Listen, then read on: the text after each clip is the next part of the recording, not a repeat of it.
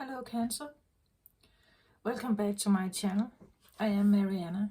I will do the vibes inside for you today.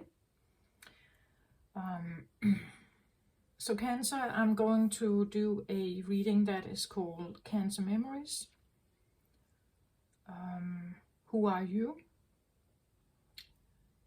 And I want to, or my intention is to touch upon some of those more inherited, maybe old cancer, almost cancer DNA, like what is cancer comprised of, what is the essence of cancer, what is and does it actually come out,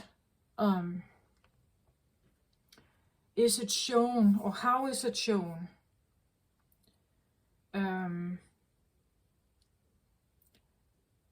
I must say, and I think this has to do with the tarot cards that I will take eventually, because I will start with some kind of channeled and combined messages with what I know about Cancer. I'm a Cancer Sun myself, but I'm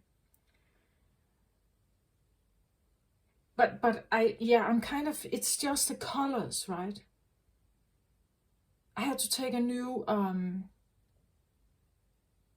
candle, and I was very keen on the green one. I wanted the green one, it felt right. Then when I sat down, I didn't take a green or a pink cloth on the table here. It actually is a purple one, deep purple. And I just, when I sat down and looked at the camera, it's just, these are odd colors somehow. I don't know why I feel like that. It's just, so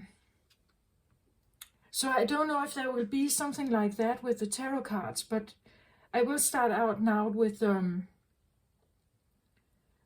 like what has come through during the last days for me for Cancer, and what I know about Cancer myself.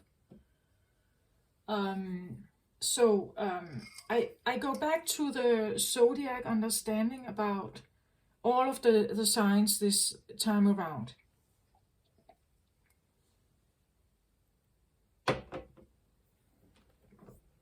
In astrology, Cancer is associated with the 4th house.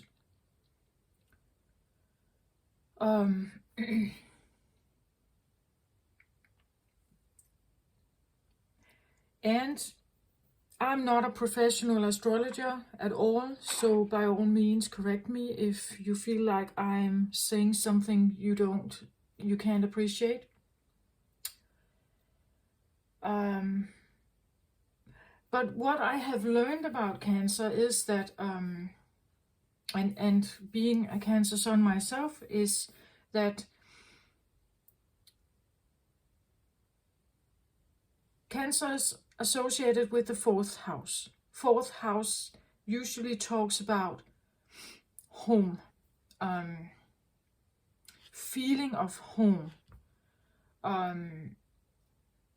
also being at home, enjoying home, resting at home, having a home, building a home, a nest. Nesting is a Cancer thing, I think.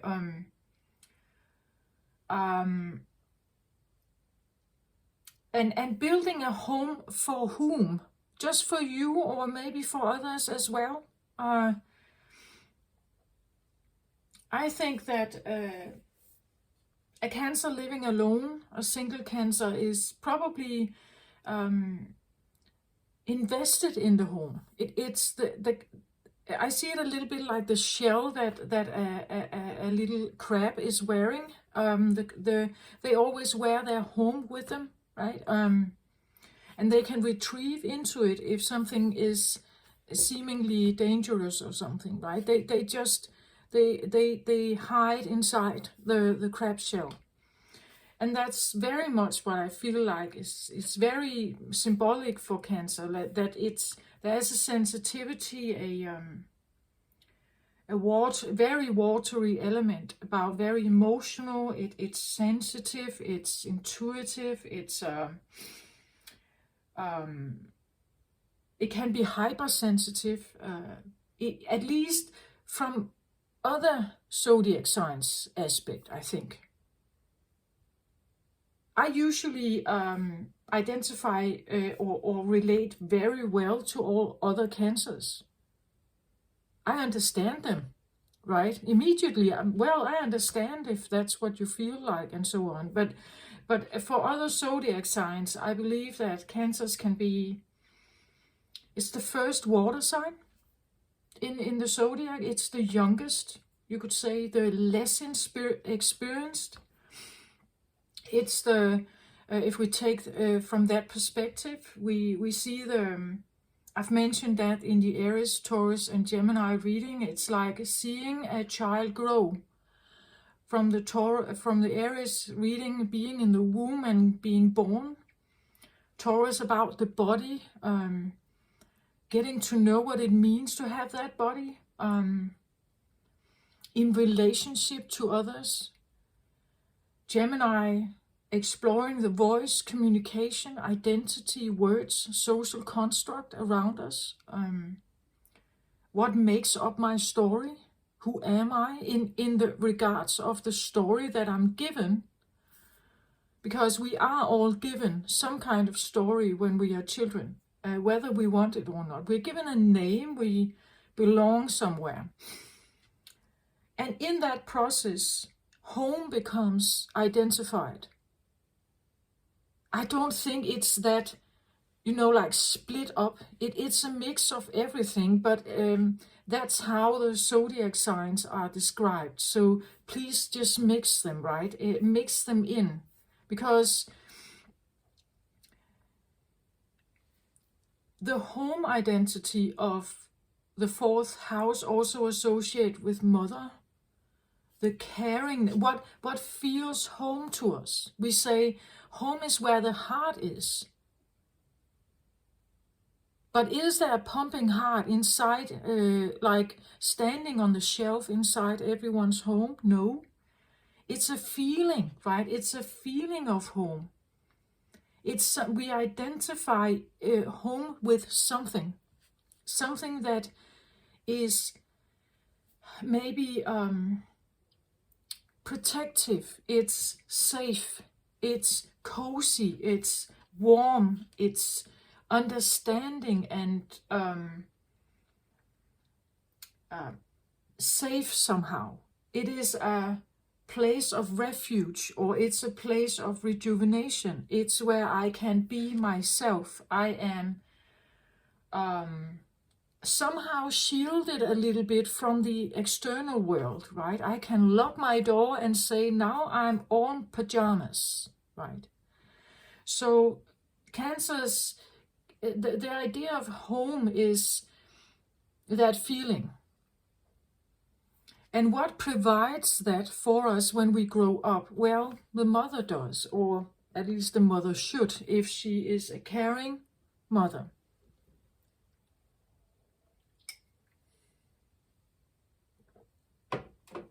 The mother is the one that nurtures us from we are babies, right? The one that, or primarily it is. It's her. She is She is tender and gentle and understanding, and she will take us into her arms if we are crying, if we are sad, if we hit our knee, if we fell down somewhere, if our exploration during the Taurus and Gemini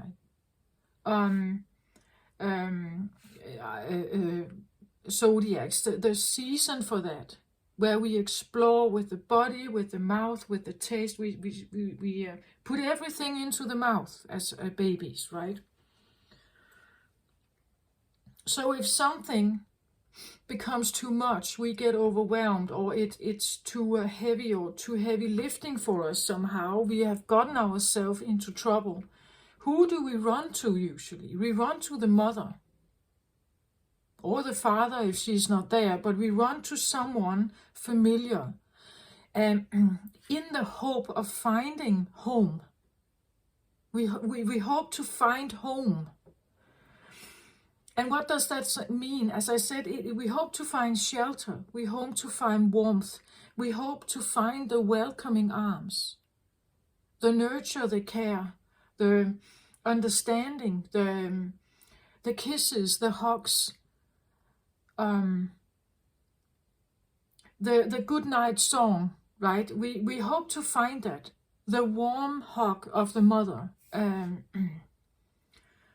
It's like returning to the womb, right? This idea that I'm back now. I'm back where everything started. I'm back there. I'm exploring all this stuff. But if something becomes too much, I can retrieve back and find balance again, right? It's the home is the balancer, right? It's a place where I can rejuvenate. I can find my power again. I can recharge my batteries, but it's a safe place. It's a gentle, safe, loving place. That's what the fourth house is at least supposed to be in our mind, and that becomes more evident for the child. That, as I also said in the Gemini reading, I have my family and you have your family. I can go to your family and, well, they will be able to help me if I get in trouble. The mother there can be a very caring mother as well. And she may be very good at tending to problems or listening, but it's not the same as my own mother. Especially if she has been a caring one, right? It's that there is this difference between something that is out there and something that is mine and here and home. Home is where I sleep. Sleep is the most, you could say, vulnerable place to be in. We lay there, right? We go to sleep. We need the sleep. We go to sleep, but this is something we are able to do because the environment is to a certain extent safe for us. We can relax here. That's what I feel like Cancer is about. They like it themselves, first and foremost. They do like balance. They do like something gentle, tender, something real, also something that is related to the heart, something that is heart connected. They like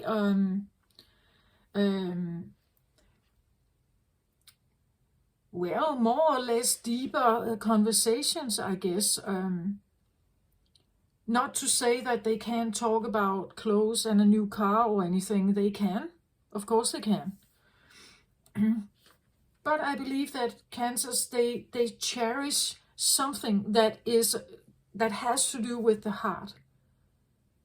Cancers are called the healers also, that they are very intuitive, very sensitive. They can sense other people's energy somehow. And therefore they have a way of approaching a person with these antennas out, right? They approach someone, but they can adjust very quickly if someone is sad. And they will know, right? They are the ones who will ask you, are you okay today? It just felt a little bit like, well, do you want to talk about it? Like having the wish to somehow help, assist, help. Can I do something for you? Can I help you with something? And they do understand on quite a deep level. They do understand. If you are trustworthy, if you are honest, and they can keep a secret. If you ask them to, they can keep your secret. Of course, I can't say for everyone out there, right? But in my case, for instance, people that are like deeply open towards me, that is to me, I consider that almost like a gift. It's a gift of trust. And I can do two things with that. I can crush it and tell everyone and don't care about it, or I can treasure it and know that this is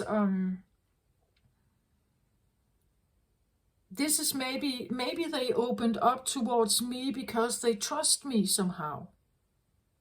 To know these things about them, and therefore I don't have any urge to like tell it to other people. I have no urge in actually the opposite. I may more be the keeper of it because there's a vulnerability in it. And cancers constantly handle vulnerability, their own and what they can feel out there, because they can feel it. I can feel it. I can just walk by a person and I can somehow sense they're angry, maybe, or I can sense they are like furious about something, or they are sad about something. I don't have to know them. I don't have to talk to them. It doesn't matter. I'm just kind of, I can feel it somehow. It doesn't mean that I stop them and I ask them, oh, I feel that you are hurting.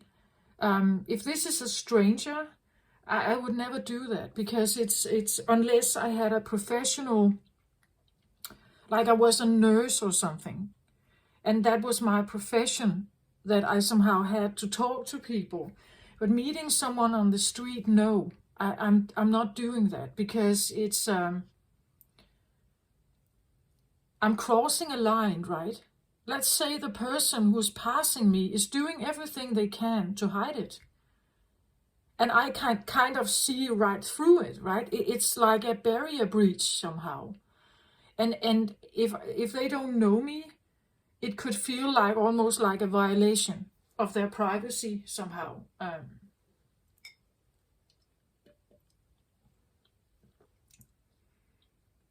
have tested this a little bit with total strangers, right?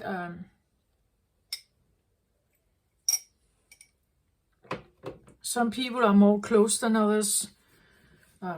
Some I get almost like the feeling of a book. Like I get several pages, like a story that's going on. Sometimes I only get like a single vibe of irritation or something like that. I remember a handyman guy who came to my house to do some repairs, and I didn't know him at all. I opened the door, he got in, and he was so easy to read. Like it's like there was no filter at all to somehow shield him. I had like I knew he was married. I knew he had 2 children. I knew the son was a bit of like a very active, overly active. Like you could have almost like an ADHD tendency on the boy, and the girl was very almost the opposite, very quiet, very sitting and drawing by the table, very still. I had like a perspective of how long he was married, an idea where he lived, an area where he lived, something like that. And it was so clear, and I just had this, could I ask him maybe just to check if this was somehow right? I even got something about that his daughter could have something with her eyesight, that maybe she needed glasses. She was like 3 years old or something like that. And I didn't know him. I didn't know anything about him. I've never seen him before. Okay, so I asked him if I could, ask a private question. And I asked him if he was married and if his wife was blonde, long hair, about that height, having 2 children. I know these are quite common data, right? But I got all of this. And I talked about his son and his daughter, and he just stood there like, yeah, he said, that's pretty much it. That's quite right. So sometimes I don't even have to ask. Some are open books. So if you have an intuitive sense, you can just kind of feel it. I can feel it somehow.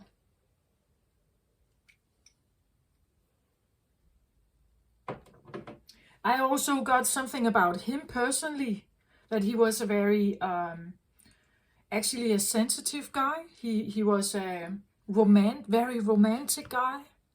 And he was this handyman, strong handyman. But I got this very almost quiet, sensitive. I don't know if he could have been a water sign, right? But I got that immediately. He was very sensitive, very quiet, very romantic person. And I said that to him as well. And he kind of just stumbled a little bit, because he said, this is something that I try to hide from my best friends. The sensitivity, the romance department, my male friends, right? They drink beer and they go out, and but this is something that I usually hide. He wasn't offended, but I think he was a little bit shocked that I somehow could feel that about him. But this is normal for me. Like it's difficult for me to pass by anyone, even an animal, right? I can choose to take my awareness away, not look at them. But they can walk like 10 steps away from me, 20 steps away from me, and I can feel something from them. Some more than others, of course.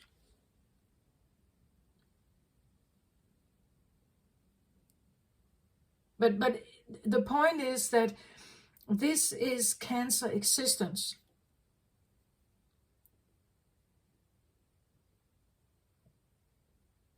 And this idea of always being charged, you could say, with incoming information somehow, it can be a bit overwhelming sometimes.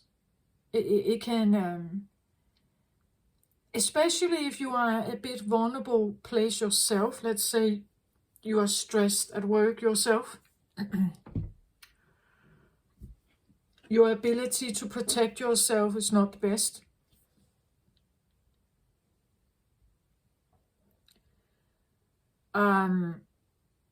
I'm not saying all cancers are extremely vulnerable. Some have figured out how to protect themselves, and some have been supported in their where their boundaries are, right? And some have not. And when I talk about the memories of each of the zodiac signs, I will hit upon something that is either very good or very bad. Usually, the brain remembers the bad stuff more than the good stuff.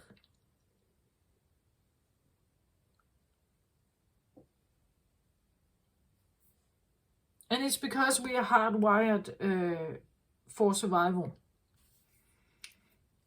So everything that could threaten us, we never forget that. And I have talked about on my channel here. I say that I tend to connect with scapegoats. I have been in that position myself. I'm trying to heal myself out of that, and I just share some of the stuff that I have figured out. And this is another thing that can help us maybe understand something about cancers in your life, perhaps, but also something about yourself, because you do have cancer somewhere in your chart. Maybe a personal planet, maybe an outer, more something that comes from the outside world. You could say the outer planets like Jupiter, Saturn, something that may have come from others towards you, right?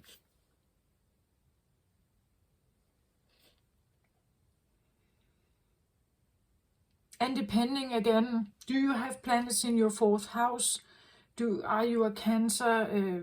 Do you have Cancer somewhere in your chart where especially the personal planets can be, then it will be more heightened. I'm a Cancer Sun and a Cancer Mercury. So I learn through, you could say Mercury is about knowledge. It's what I know. It's about you could say intelligence, right? So I may have heightened emotional intelligence because my Cancer is there as well, right? Maybe that's why my intuition is so out there somehow. Take it how it resonates for you.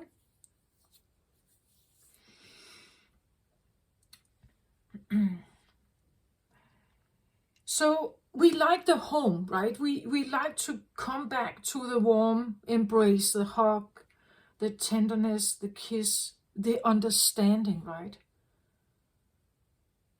That takes, like, if someone understands you, it can take a lot of the anger away, or a lot of the frustration away, a lot of the, if they say, oh, I'm so sorry you had to go through that. I'm so sorry you had to experience that. I understand that this really hurt you. If someone can say that to you, it takes a lot of the anger, sadness, and even the resistance, right? Because sometimes we put up resistance if we know we have to fight for what we are experiencing. If we have to, like, knock the table, right? And damn it, this is how I feel. This is me. This is who I am. Don't tell me it's not like that. If someone tells you, I understand, it's like, I don't need to knock. I don't need to be angry. I can just, okay. The defense, or the tightness, the will to fight somehow is or defense, you could say, protecting yourself and defending yourself. It's like a defense kind of resolves, right? Because there's no enemy here. The one standing in front of me tells me, I understand. I understand why you are angry. I understand why you felt betrayed, why you felt frustrated, why you felt hurt. It's like, if you meet something like that, that is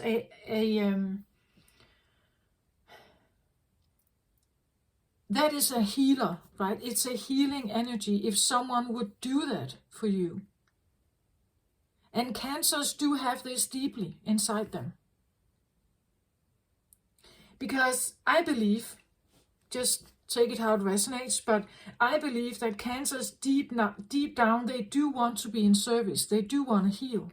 They do want to help. They do want to assist. They do want to help you balance again.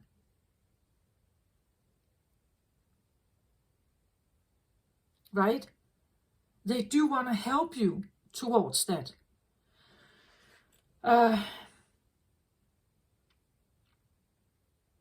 And they can be funny, they can be humorous, they can be lighthearted, they can be happy, they can be easy to be around, right? They can be uplifting, smiling, and very embracive of the world.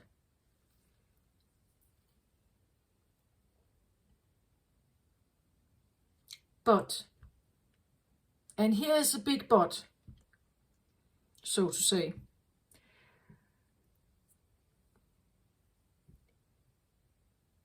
The hypersensitivity, or this very open, softness of Cancer is maybe easy to crush a little bit, right? If you run towards mommy and you hope that she will have open arm and help you because you hit and you're very sad, you hit your knee or you fell down, you hit yourself and it's hurting and you really need some kind of help and nurture, and she rejects you, right? This is where you have maybe at sometimes a mother who cares and sometimes a mother who doesn't, or has no time for you, right? So, or she's not there. If you are in kindergarten, she's not there. There's someone else there. But what you may have hoped for, if you really hurt yourself very badly, you hoped for her, you hoped for the mother.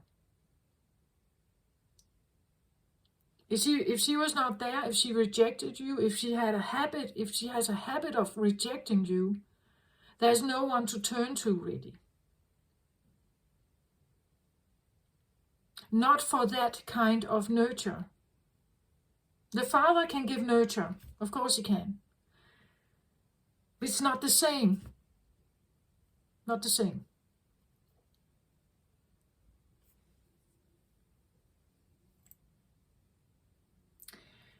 And this is where the big but comes in, right? Because Cancers can be, as I said, very open, caring, giving, tender, very good at tuning in where another person is, and being very good at really adapting to how can I somehow help you or assist you maybe.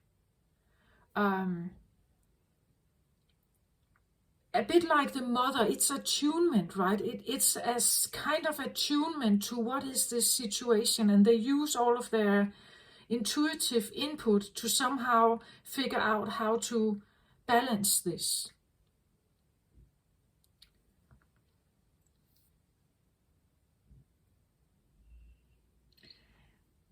To pick the right words also.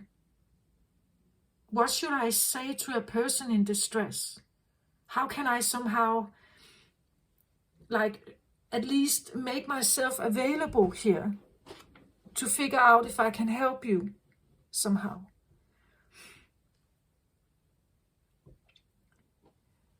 But one very critical thing about Cancer is that from the get-go, this is an energy that has a very open heart, a very open, soft, gentle understanding about the world.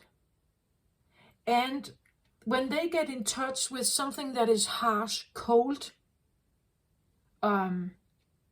unflexible, rejection, right? If they get rejected a lot, because as children, the Cancers are very sensitive. They may cry more than others. They may be very sensitive to all kinds of things around them, noise, sound, light, everything. Maybe they have a hard time falling asleep, because they get easily woken up, perhaps. loud noises, explosion, or gunshots or something could be something that startles this little cancer. So from the get-go, there is this, I'm here with this softness and this tenderness and this open heart. But immediately I can get very influenced by something that seems very harsh, a kind of overwhelming. And in that case, the cancer needs help. To rebalance again, it needs to feel very safe in that particular place. If that somehow is not given, you can have a very scared cancer. A cancer that hides. Which was me. I was like that. It doesn't mean that I didn't have the other qualities. I still wanted to help people. I still wanted to, that it's such a big part of me. I can't just shut it down and I wanted to be there for my friends, right? I wanted to be there for my family, but I also realized that it was a one-way streak. I didn't get much back. When I needed like true emotional support and help, I may have gotten a practical one, but not really an emotional one. And this is where everything changes, because now the cancer is forced to build walls around themselves. Walls, big walls, concrete big walls, because if I don't have home, if I don't have the emotional support that I so much want to give to others, if I don't get something back, I initially, as a small child, I don't dare to open up, actually. I don't dare to open up. Not fully, right? It's dangerous for me to do that. And this is where you can have a cancer who has like very big walls. My mother was she doesn't live anymore. My mother was a 4-planet Cancer. 4 personal planets in Cancer. She had a lot of walls, very difficult to kind of connect with her, truly. And it was a problem for me. And I believe also for her. Because she was very sensitive also, but she was hiding as much as she could of it.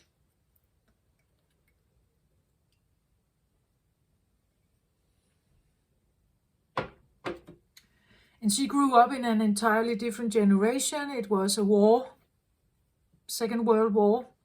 She was a Second World War child. Very different environment, very different upbringing conditions. So I get it. But it still influenced me as it did her.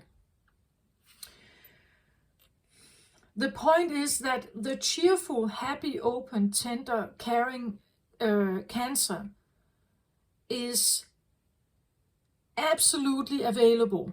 They are out there. But don't think that you can double cross that cancer. Don't mess with that energy. If you hurt her somehow or him, they will never forget. They will never forget it. And they will have a wall towards you, so big that you will never be able to penetrate it. If you've hurt them somehow, you will know. Because now they pulled up a wall that big. And it's because what happened was, and you may have said something maybe fun. You thought it was fun, right? Maybe you took their gentleness for granted and you never considered that they actually need something also in return. Maybe they hoped for something from you, right? I believe I have most of my life been what I call an emotional dustbin. So people kind of just put all their bad stuff, all their emotional stuff upon me. They told me because they knew I would listen. They knew I would care somehow. But I need that as well. I also need someone to listen to me, right? Sometimes. I need someone to understand my perspective of the world, how it is to be me here. I need that as well, as you do, right? As others do. I can have strangers on the street come up to me and yell at me. Let's say I walk in some kind of parking lot and suddenly someone comes by and tells me that it's this rusty car has been here for the last 2 years. Why is nobody doing something about it? And they put that right in my face. And I kind of just why do you do that, right? I don't even know you.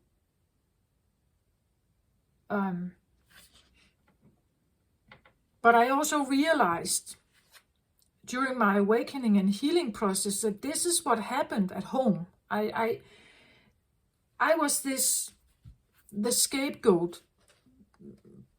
I was the youngest, right? And my brother is older than me. So I was the youngest child, the most maybe vulnerable, the easiest to control, maybe. And I got this like all the time.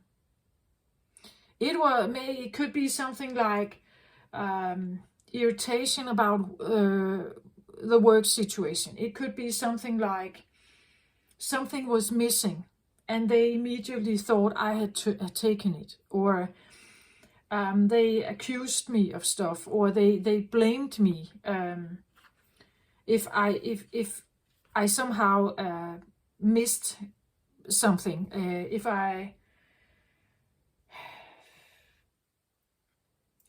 had to keep my room very nice and tidy all the time, right?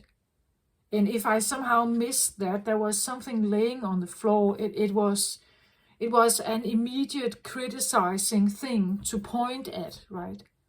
Every time there was something to criticize, it would be pointed, it would be said, right?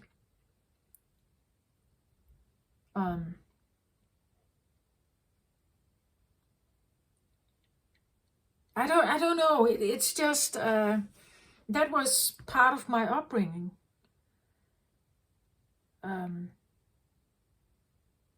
You know, you can ask a child all those questions where they will always fail when they grow up, because they're not adults, right? They're not prepared or even equipped to take responsibility in that direction. They are not. Their brain is not fully developed. They can't take accountability for everything they do. A 3-year-old can't take accountability for sitting right at the table and eating correctly, right? You can ask a child, any age, a question where they will fail, where they will not have made the homework. They didn't consider the doctor's appointment. They forgot about it. They wanted to go play with a friend and came home a little bit late, or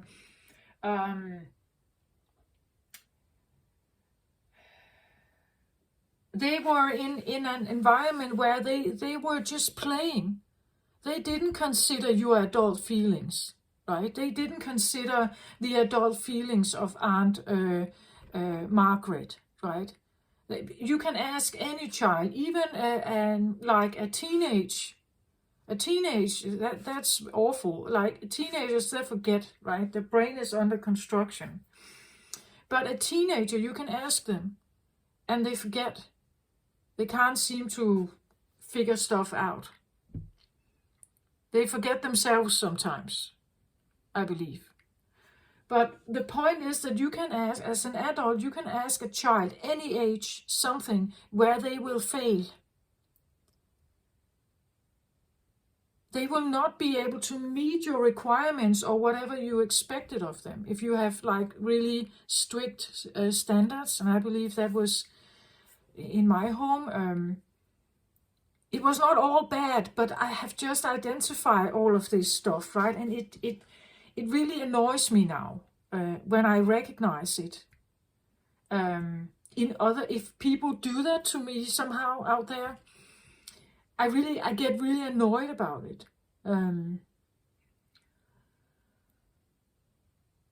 The point is, I was never taught to have boundaries. I was never taught that I could say no to a conversation. I was never taught to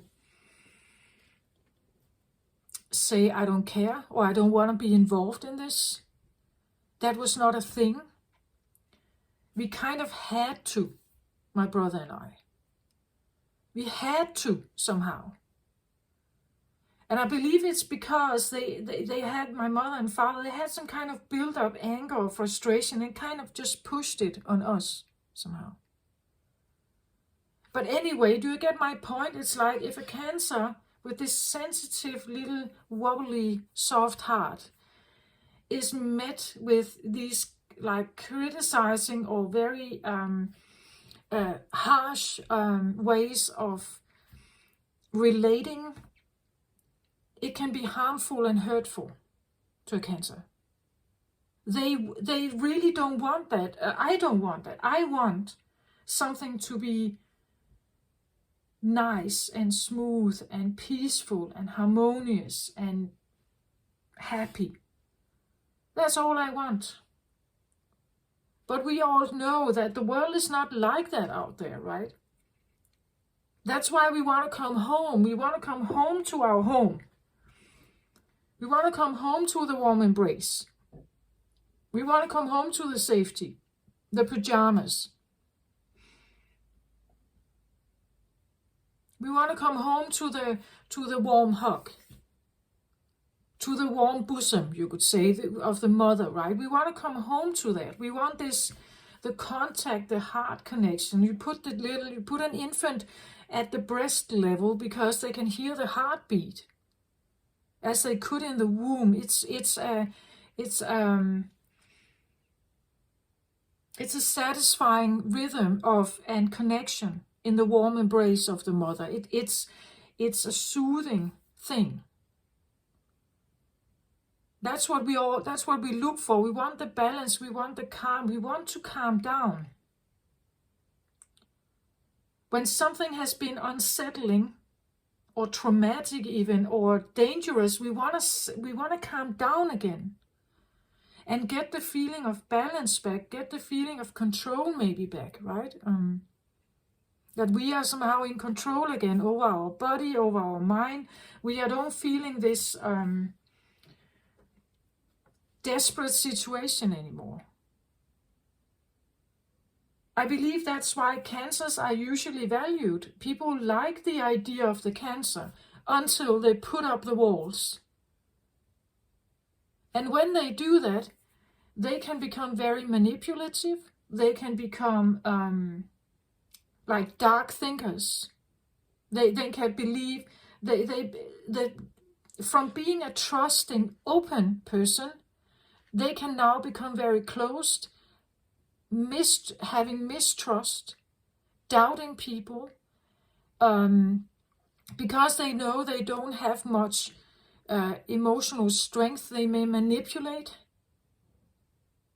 and deviate, and again, they keep the walls up. You can't really get through to their heart again, right? The heart you would like to connect with, you can't get through to it. That's how I felt with my mother. I couldn't connect with her in that way. And that was, it was hurtful. to not have that heart connection. There were no warm hugs. There were no emotional contact, emotional intimacy, or that close, trusting connection.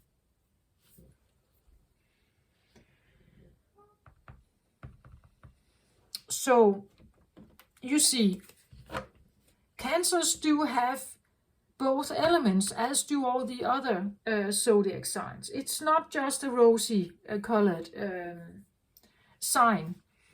And because it's very emotional, it will have ups and downs.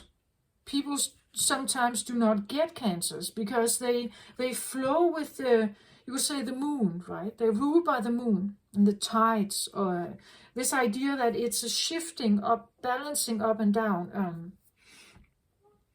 I even have the feeling that I feel shifts, and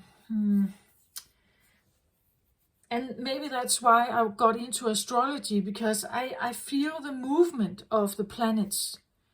That when they are moving when something becomes apparent about a movement or an aspect maybe of certain planets that are very strongly present in my chart, I can feel it. I can feel that something is going on. I may not exactly know what it is, but something is shifting. For instance, I have Saturn in my 4th house. Saturn is the great teacher, right? This is the one that gives us obstacles. 4th house of home, family, closest intimate family members also, and mother, right? I have Saturn there. So when Saturn is somehow aspecting something particular, I can feel it. I feel something about it.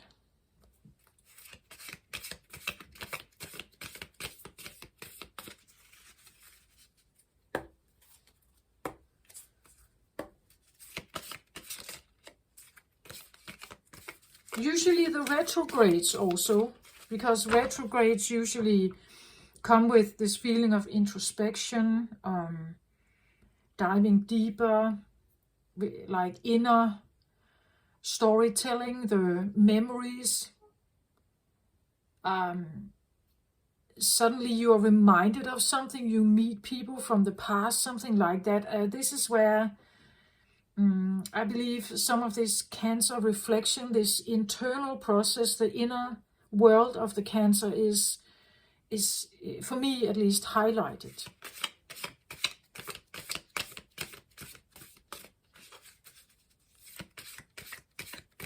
Okay, so let's get some cards out here for Cancer. Who are you, and what memories do Cancer DNA hold on this planet? Again, I tend to connect with scapegoats, so if you have had trauma, somehow having difficulties in your life, as I have, maybe there will be something in here for you. Or if you have been dealing or am dealing with a Cancer who is retrieving maybe, who is locking down or building up walls. We may have a story here on the table that will tell us something here. So I get the Ace of Wands here as a flyer.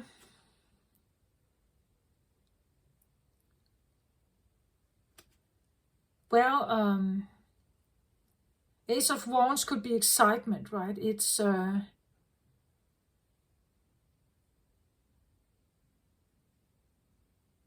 actually comes across a little bit like those hands are warning. Like it comes with a warning, or it's like it's shielding, like the hands are shielding a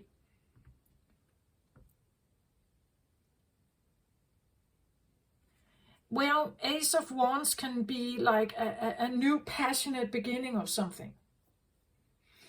A new passionate beginning of something. That sounds quite good, right?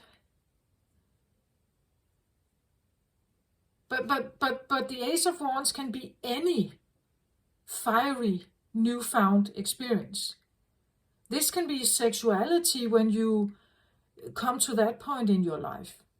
It can be, and maybe shielding that, or somehow figuring out how to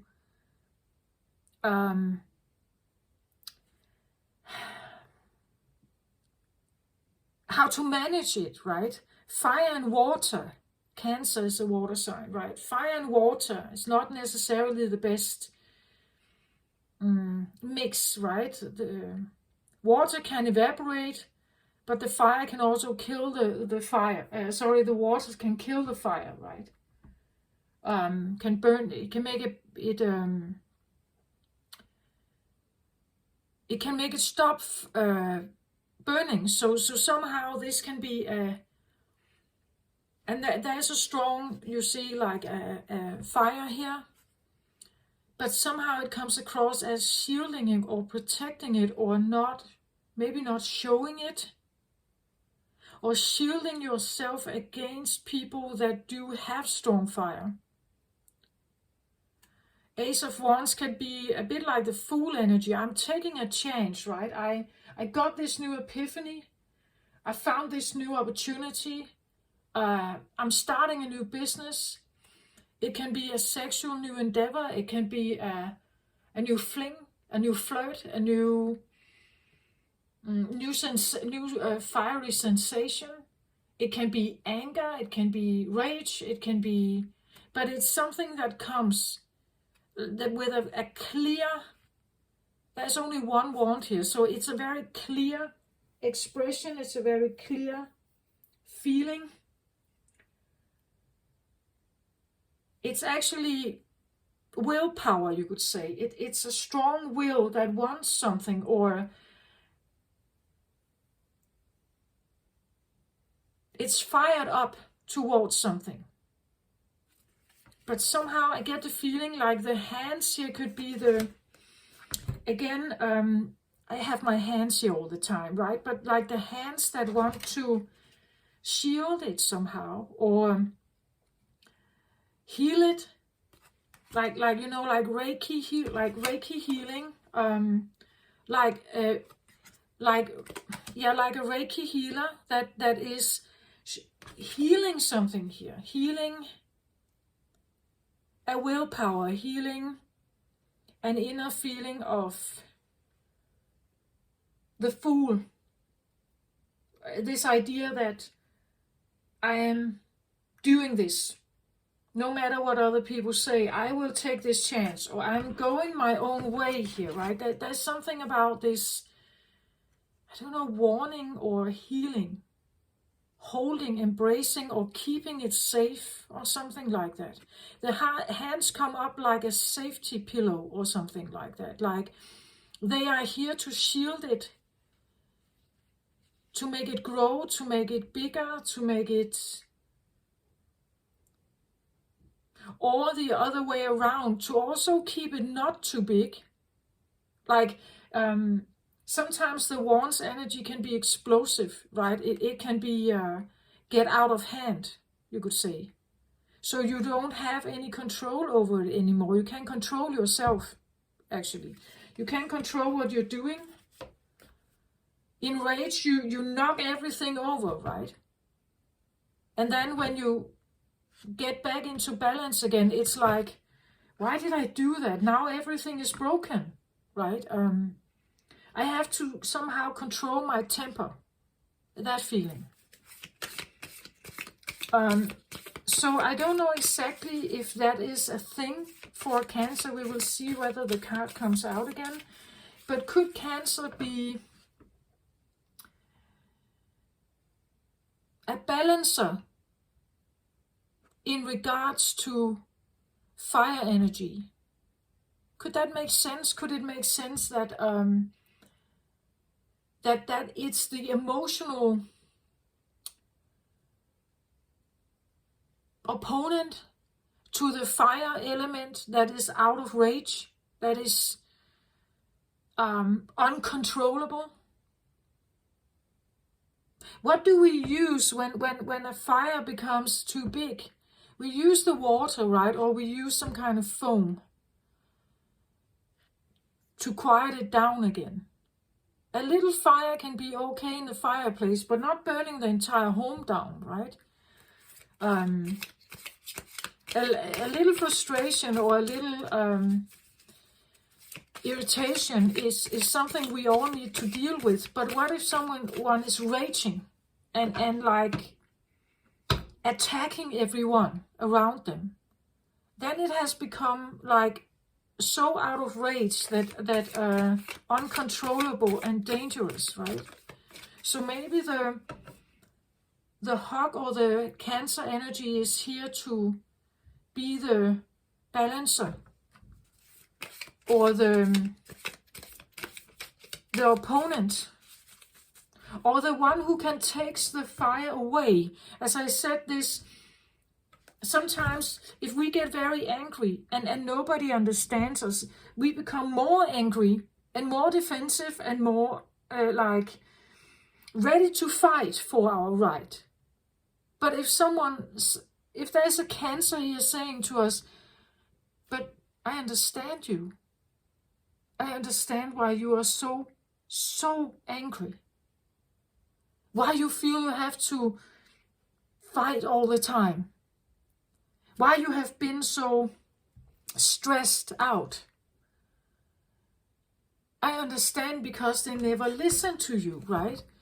If someone can stand over here, it's like the weapons are no longer needed, right? They are a de-weaponizer. Do you get my point? And that's what I feel like Cancers can do, because again, a Cancer is very soft. They are not warriors. Not to say that you can't be a soldier, of course, and having Cancer somewhere in your chart. I'm just saying the heart of a Cancer is not a warrior, it's a peacemaker. The inner heart, the true inner, untraumatized version of Cancer is a peacekeeper. It's a healer. But you see, it's like for a Cancer to put themselves in a fiery position where someone have all their weapons up, it's actually a dangerous situation for a Cancer, because they're very soft. They only have their shield, the crab shell, to protect them, right? They don't have other weapons. Like a healed Cancer would not approach such a situation with weapons. That's not their thing at all. If unhealed and traumatized, maybe they would try manipulating, but still not fighting, not coming there with weapons. The way they de-weaponize a situation is their attunement. Weapons are not needed when you stand in front of a Cancer. It's not needed unless they are very, like with a lot of walls. Otherwise, they don't bring weapons. It's not their thing. Right? The true Cancer element is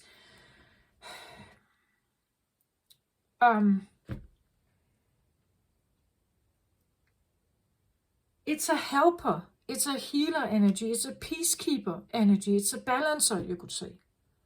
They are a harmonizer. They are not here to fight wars. They really are not. But I get it. I understand if people have very bad experiences with Cancers who are very blocked.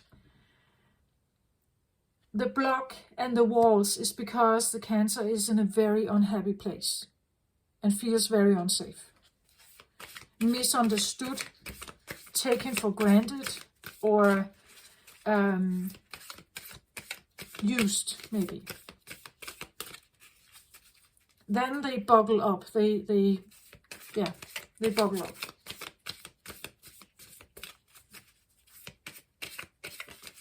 All they hope is that you give you offer some of the kindness back to them. That's all a Cancer really hopes for, at least in my opinion, even with my childhood experience. It's all I ever wanted from my mother. I just wanted her kindness and understanding. Never wanted much else but that. Okay, let's get an overall energy here. Strength reversed. This one came up for Gemini as well. Strength reversed, yeah, that's correct. Well, it's not correct. It's correct and not correct. Strength is maybe not what you would associate a Cancer to be. Because they are soft, right? They're sensitive, soft, intuitive. Especially maybe also the idea that they won't even fight with you, really. Why won't you fight with me? Fight could be a sign of strength, right? And I'm not saying a Cancer is not someone who will fight.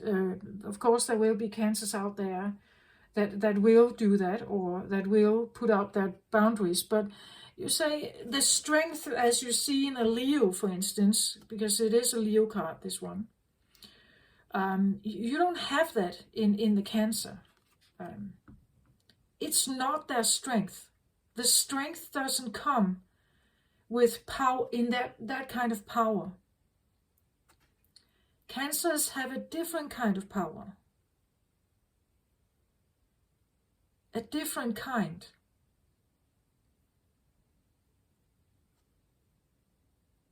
And again, there could be something about this, the idea of the shielding the fire, right? Strength is not the only way to go about life. Cancers, they do have a different strength. Remember, because they are very open, they intuit a lot of stuff around them. From their family members, from society and everything. They have to handle that emotionally inside them. It can be a big pressure to have that information, the feelings, everything going on. So I don't think Cancers are weak or don't have strength. I believe they actually have a lot of strength. It's just a different kind. It's maybe not the kind that is normally associated as strength.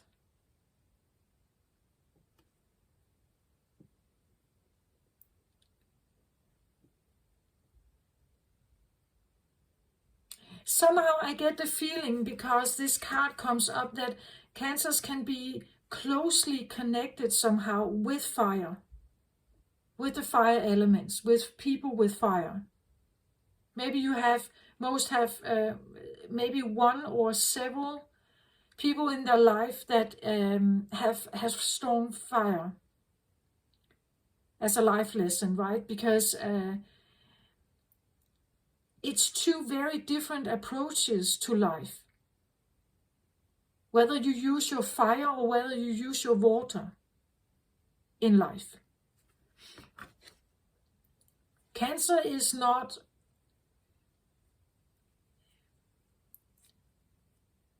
Yeah, they are different, right? I wouldn't suggest that they are weak. They are softer. And to survive in maybe a harsh environment could be a problem or a big life lesson, a big challenge. If you somehow connect with the idea of being a scapegoat, as I did, or I figured out that I was, you may feel like that you have no strength, you have no will, or you have no control over what happens in your life or happened in your life. You just were kind of strung along here. As we see, she has changed here. On the line is chained to her. Could be the feeling that someone with a lot of fire is chained to you, tied to you somehow. It could be that if you have strong fire somewhere in your chart, that the fire is burning you, that that you have opposition, that the fire wants you to do something, you have a strong will towards something, but your water tells you that it's going to be overwhelming to do that. Maybe that's why we had the hands around the fire, like the shielding of something, because again, fire and water, they can distinguish each other depending on what you have most of here, right? If you have most fire and not so much water, it will evaporate. If you have more water and not so much fire, you can kill the fire.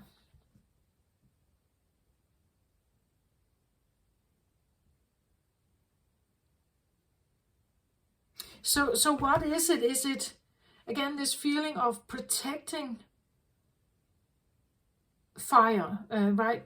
Protecting whatever strength you may possess, and it may feel like it's not a lot, because it's reversed here. There's a sense of, you could say, weakness or lack of control, lack of power here with this card.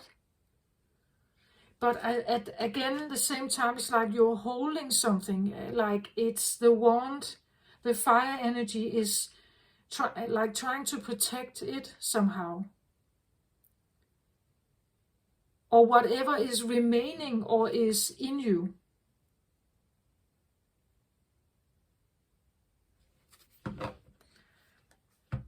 As I said, we are all not just one zodiac sign, right? I'm not a full Cancer and only a Cancer. I have other things in my horoscope as well. We are complex beings. We carry DNA from many different, or memories from many different zodiacs. That's why I do these readings now with the memories. It's like maybe you can get in tune with some of this, right? Maybe you deep down had a feeling that there's a part of you that feels weak, where you don't hold much power, where you are protecting whatever is left or whatever you have. Again, you take a look at where you have your Cancer in your chart, perhaps. At the bottom of the deck here, I get the King of Wands reversed. This also came up as clarifier in Gemini here. So again, there is something about not feeling like the King of the Wands here. There's something about the fire energy, strong fire here. Right? And I'm reading for a strong water sign. Cancer, absolutely water. But there's something triggering you here with the fire. If we go back in time, I've said that also in some of the other readings, because I feel sometimes I connect with the Gaia energy also of Mother, again, Cancer energy, Mother, Earth, Gaia, this thing. When Gaia was created, or at least that's what the scientist says, Earth was created after the Big Bang. The Big Bang created a lot of turmoil, you could say. A lot of stuff was now thrown into the air, space, but it was suddenly in a different turmoil. It was differently put, you could say. Earth is comprised by a lot of atom particles, dust, that was swirling around each other, magnetically drawn to each other for a longer period of time, until it actually settled and became more of a denser planet. In the beginning, when this happened, it was a fire planet. There was no life on it, no water. it was very fiery. It was filled with fire, actually. There was no water. In that sense, there were no other elements present than fire and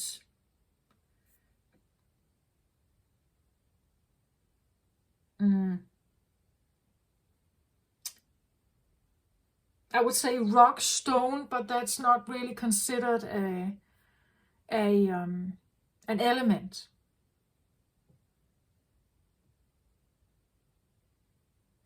But you get my point, right? It was a burning planet. There was no water on it.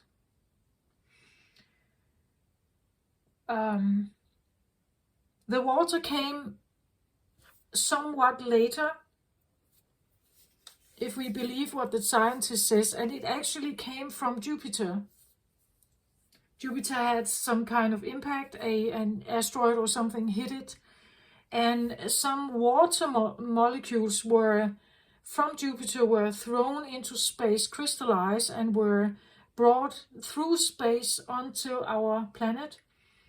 And it actually created what we now know as the seas around the world. But you know, at some point Earth was not having water. At some point, the water was not there.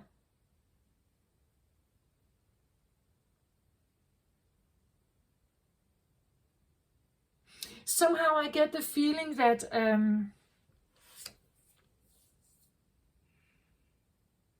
in the zodiac, it's described as the last element, that we have fire, then we have earth, we have air, and then we have water. So water was like the last one arriving, or the last one considered maybe. The last thing needed maybe for new life to create with the orbit around the sun. The sun was present, Earth was swirling around it, life was not there, but when the water came, something happened. It changed the planet from a planet where there were no ability to create life until now a planet that could have life with photosynthesis and DNA from the crystals, right? In the crystals.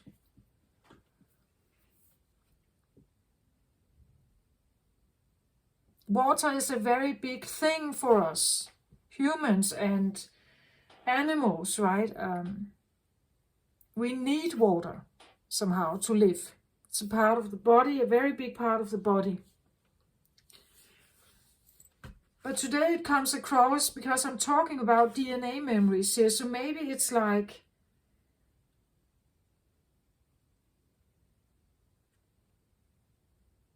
I have two fire elements here.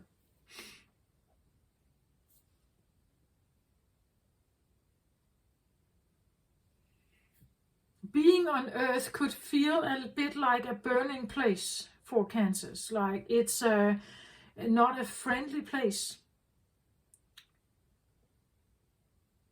Especially if you have had experiences like this. I see this is like the driver, the underlying energy of the memory of the Cancer.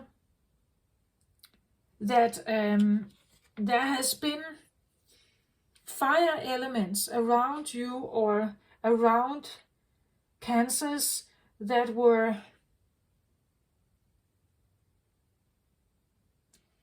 not very supportive, I want to say, or trusting. King of Wands here, upright, is usually someone who knows exactly what they want. They go and get what they want here. They are king as well. They sit on the throne. Not only are they the king, they feel like a king. They have the ownership of being a king here. They know what they want. They go and get it. They have a confidence that supports it. They hold the wand here. And you see the way he looks here. He has his eyes fixed on something that he wants. And then he gets out of his throne and goes and gets it here. This, though, feels a little bit like lack of confidence and lack of strength, right? Lack of confidence, lack of strength.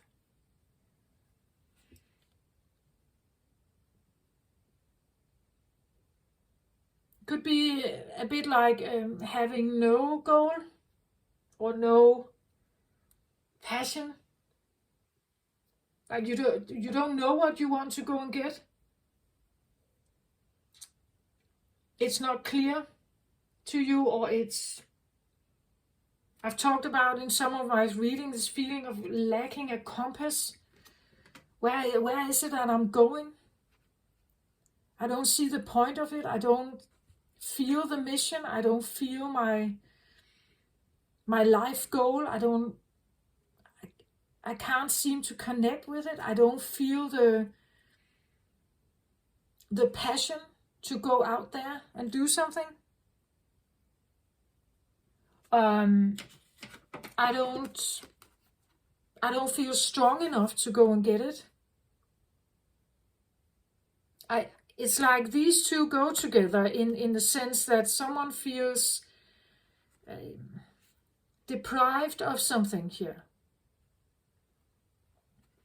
But I somehow get the feeling, has it to do with this idea that once the planets were actually burning, and the water arriving was a soothing element, I think, for the planet, right? This overly burning volcano-like planet was, I don't know if it was unbalanced, but it definitely changed after the water came.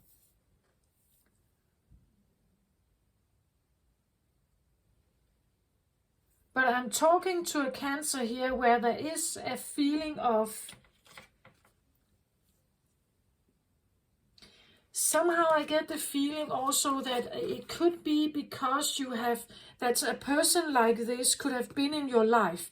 Not to say that they didn't have confidence, but maybe they were not honest, right?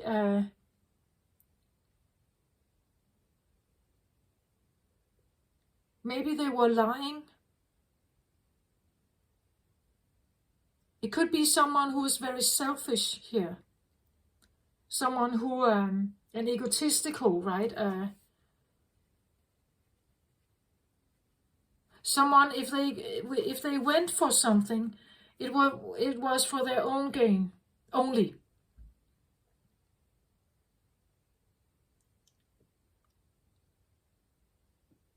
Maybe not very trustworthy, right? It could be someone who acted like a king, thought of himself as a king, but had nothing to show for it. Not really.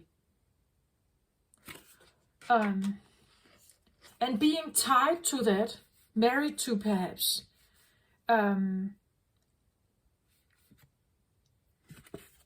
has felt like a weakness, has felt like it's like I'm involved with something that is taking power from me somehow.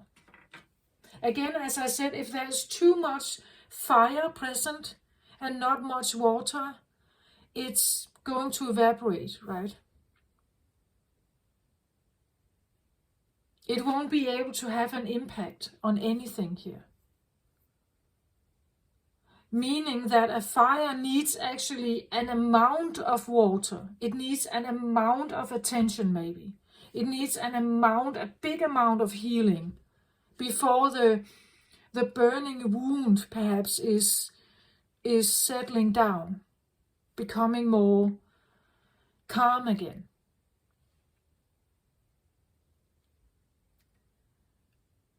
I don't know if there has been some kind of overwhelm or you have been exposed to a lot of fire here. Maybe the home was a very fiery place, you could say. And you were the only one having the water so much present, and it wasn't enough, right? You couldn't have a say in it. It would evaporate. You would lose a part of yourself if you showed it too much, right?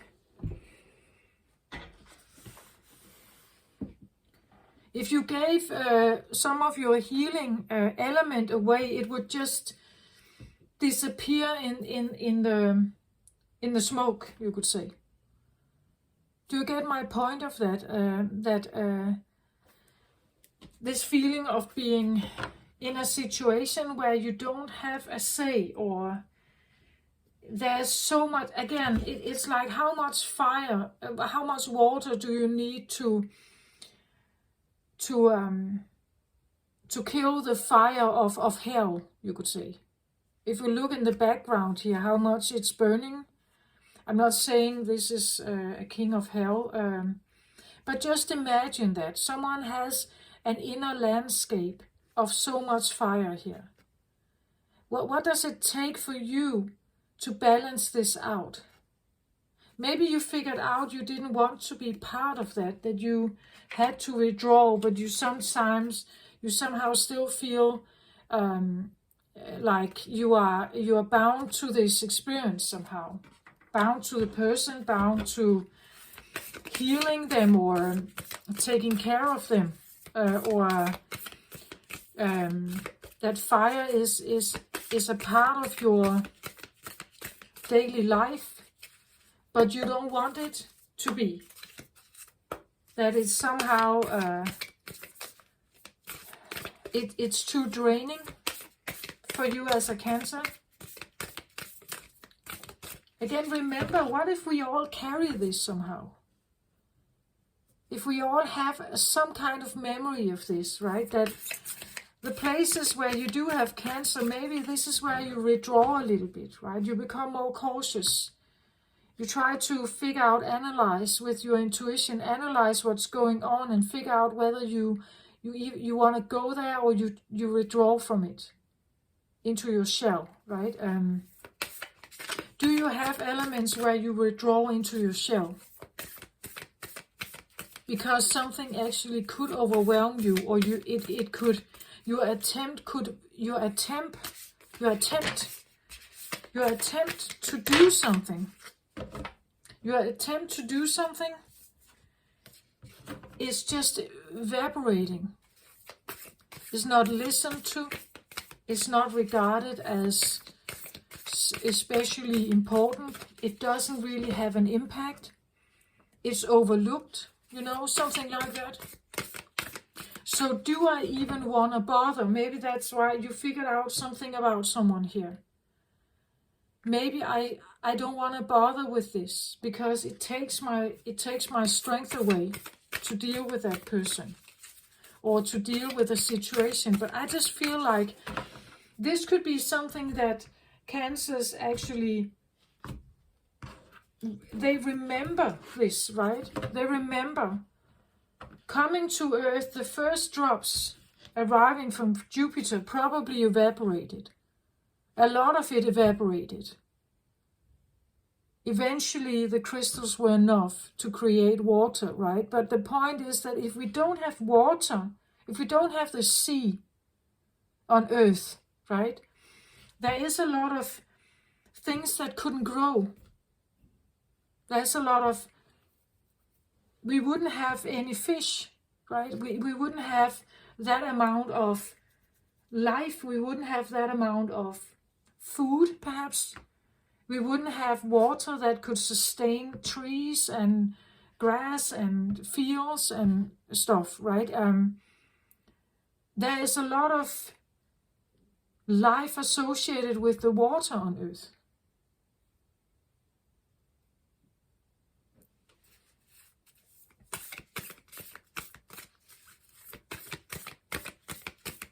I'm just saying that maybe we do have some memories. And for Cancers, maybe this is a very strong memory. And for those of you who have, let's say you have Jupiter Cancer, maybe you do actually have a memory of when Jupiter got the hit. Maybe you do actually feel Jupiter represents a father, because it's so big, right? It represents father. Maybe you had a father who had a massive hit, like who got injury, got a bad injury. And you saw how it affected Jupiter, right? You saw how it affected your father, how bad it was, what kind of impact it had on the family. Maybe there were many tears. Maybe there were many feelings involved, right? Cancer Moon also interesting here, right?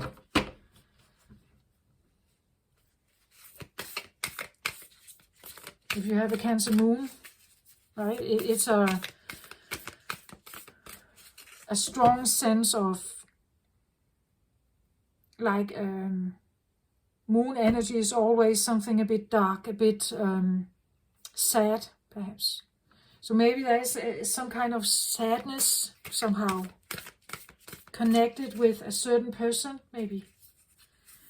Maybe you're carrying some kind of grief.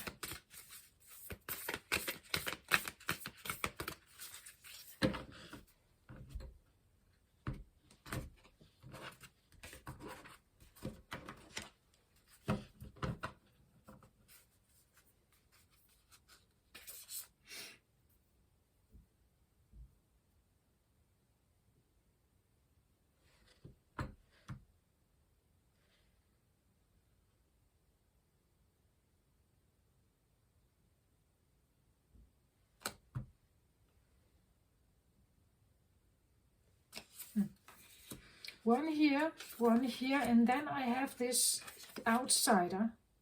I'm actually supposed to put it outside of the camera, but you know, I'm just maybe putting it here.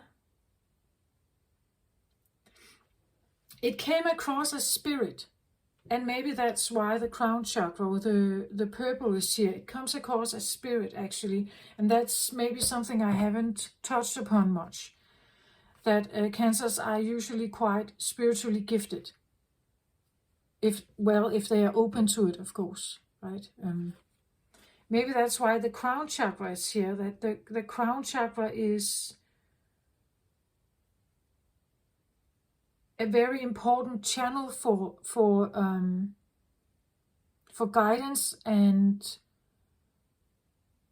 maybe self-healing also. On Earth, that Cancers really need to connect with the spiritual side, because this is where they will not be understood, right? In the spiritual world, Cancers are understood. What they bring to the world, what it is they're trying to do, is understood in the spiritual realm, maybe not in the earthly realm. At the bottom, that's a reversal here, the journey reversed here. So I put it here so we can see it. Well, you could say the journey could represent this idea of life, right? And again, I want to stress the colors of like the fire element here. The journey with a fire element, a strong fire element, or an element that is so much different than your own, right? It's difficult. That's what I feel like, a difficult journey here. Maybe it hasn't felt like a journey in the sense that it's a spiritual journey, a travel through life that gives you great experience and something you really have enjoyed. I get a feeling of not a very joyful journey here. Maybe life in general is feeling like you are up against the egos, or you are up against strong wills, maybe up against inflexibility, because fire signs can be that, right? If they have set their mind to something, They go and get it, no matter what you think about it, perhaps. Well, a king should think a little bit more. He is more advanced than a page, right? But he was reversed here. So it could be someone who really doesn't care what you think, right? Maybe you needed to really use your mind here. You had to become clever, perhaps, here. To deal with the journey with someone where you felt like this is not a healthy, good, exciting journey here. This comes across as being trapped in something. Or I can't go on my journey with this feeling that I'm linked or tied to something. So, and now I get, interesting how they are reversed here. I get the bird's nest. So here we have the home, right? The home. Which should be, we look at the beautiful sun in the background and this beautiful little bird mother who is taking care of her small ones here in a cozy, nice nest during the summer. This actually feels quite Cancer-like in the summer. There's the blue color here. It could represent the feeling of speaking, talking, creating identity. It's what kind of perception do I have about my nest here? And again, it came out reversed. So it could be the feeling that this is not an easy place to be. Could be the feeling that Earth is not a safe place for a Cancer. That the environment is not the best for a soft, sensitive, emotional sign.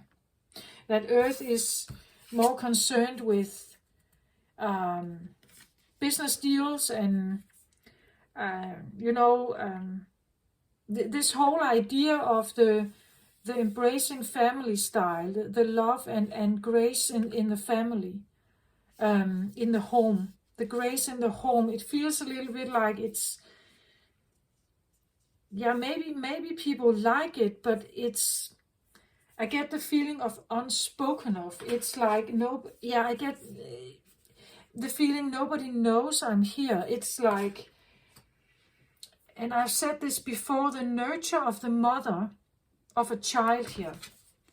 You can't really see on these little birds here what kind of nurture they got, can you? It's this idea that there are no stamps. There is no book where this is written down, how many worms they got for breakfast here. How long she has been laying on the eggs before they hatched. That there is no record of how quickly or how often she returned to the nest. That there's no regard of how many hugs, how many bandages she's put on your knee. It's invisible, right? It's an invisible. Cancer energy can be seen as invisible. There's no statue, right? There's no statue on Earth that says, we know this, we know you are here, right?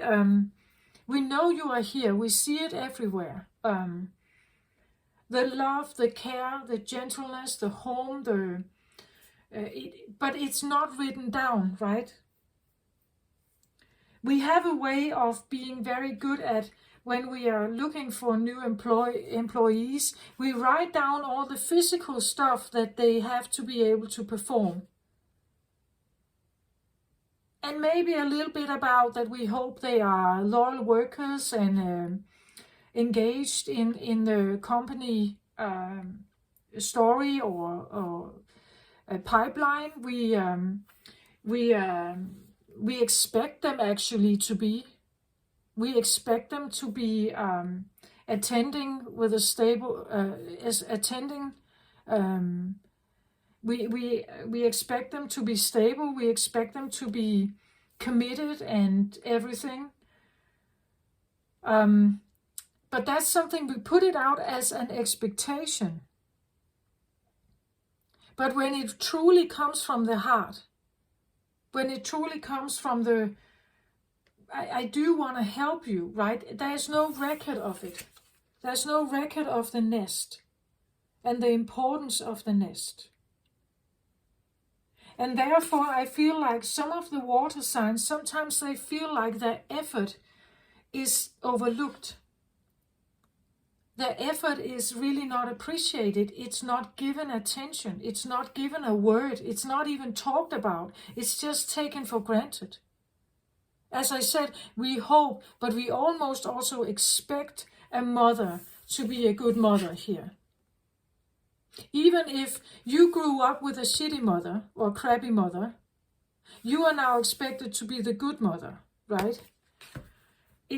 But the point of this, what I want to say about it, is that it's overlooked. It's an overlooked energy, taken for granted, not considered. Not really, yeah, it's appreciated in the moment when you hit your knee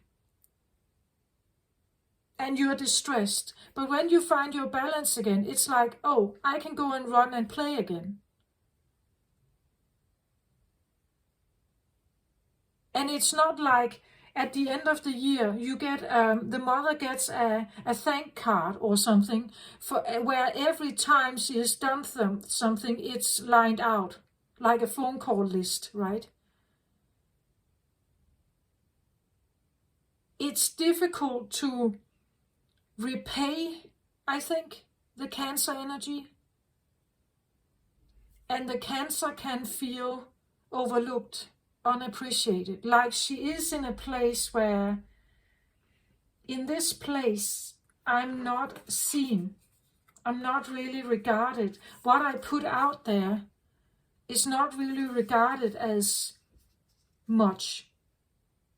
We all take it for granted. We hope we find it if we are distressed and in pain. But when we are harmonized again, when the Cancer has done its magic here, and I believe it is magic, when she has done or he has done his magic, it's kind of just not really talked about much. Then you go on with your life. And when you feel stress again, you call out for the friend where you hope you will find some kind of relief. So you call the Cancer. But do you get my point? This is where the Cancer can sometimes feel like a doormat. Like I'm only interesting for you if you have a problem. Then you want to relate to me. But otherwise you won't. I also want to be your friend when you have a happy time, right? I want to be your friend when you are not distressed or frustrated or bitter or angry or whatever here. I don't want to be weakened by all your stuff here. I also want to have fun with you. I want to be able to talk to you about other stuff. It doesn't always have to be like this, like sad doormat stuff, right? Emotional dustbin, as I've said, I felt like I've been that.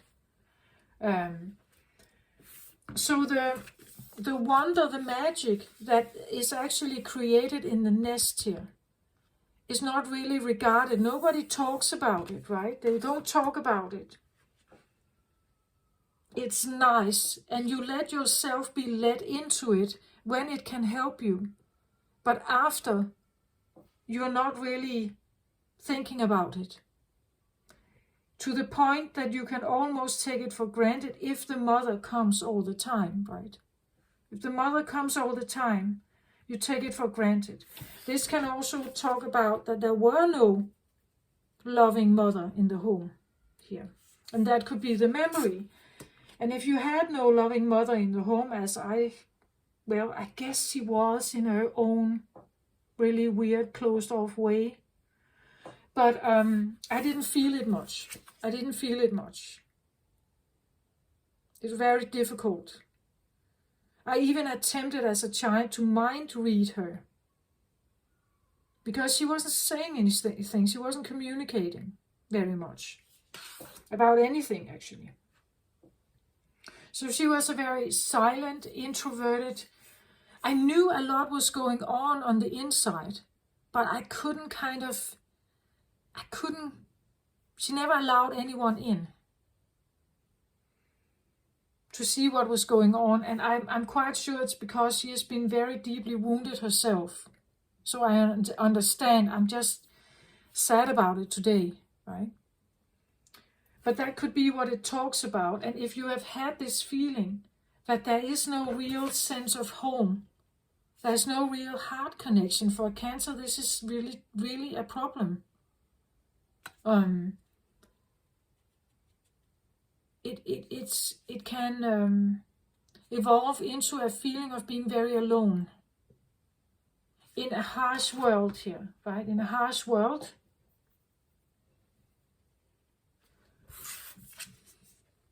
Again, a reverse card here. Balance reversed. Yes, it's difficult to find a balance. If there is no home here, especially for a Cancer, if there is no safe feeling, it's difficult to find balance.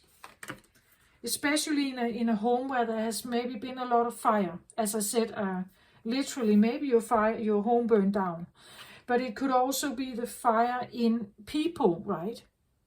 Strong opinions, had to be right, egotistical, self-serving, critical maybe, judgmental, you know, all this kind of, and I wanted my way. I wanted my way or the highway feeling. Being in that environment was unsafe. There was no loving mother, perhaps, here, and it was difficult to find balance here. It was difficult to talk about balance, to perceive balance, to feel balance, to find like the scales were always off somehow. There was always drama or always, and for a scapegoat, that makes sense. It was difficult to get the balance, and a Cancer is seeking the balance. I know Libra is associated with the scales also, but in my own experience, especially with my upbringing, balance is everything for me. Balance is so important for me, especially if you've been dealing with something a bit like that here. It's not an easy journey, right? It takes the balance away. It takes the opportunity to be a peacemaker, a harmonizer, a balancer. Something is soothed, something is settled, something is calm again. That is very difficult. And just take a moment to think about this. Do you feel something like this somewhere in your life? Do you have any experience with this somehow in your life? Because Earth is created from all these particles that were swirling around in a one big giant cosmic dust spin. All kinds of particles. We are stardust. We are comprised by all kinds of elements. I believe the zodiac and the horoscope can give you a kind of inclination of where your particles link. Where your particles link and what kind of memory you hold. Transferred from your parents and grandparents and so on, but also like deeply DNA-based imprint. All the way back to the beginning. I believe that. Some of the stuff I've figured out during my spiritual journey here has been, I can't place it in my history. I can't place it in what I know about my grandparents and so on. But that in me, I have figured out fears that I can't place. I can't place them in history. I can't place them in my current life. I don't remember any of this happening, any of this being a thing. It has to come from somewhere. So just take a moment to think about it. And this is maybe where I feel like spirit is something. Spirit is a thing. Maybe you didn't have the feeling of spiritual guidance. Maybe your intuition was locked off because of this, or blocked because of this imbalance. Being so unbalanced here in a very difficult environment would probably make it difficult for you to have psychic insight, to trust your intuition, to trust the guidance you have.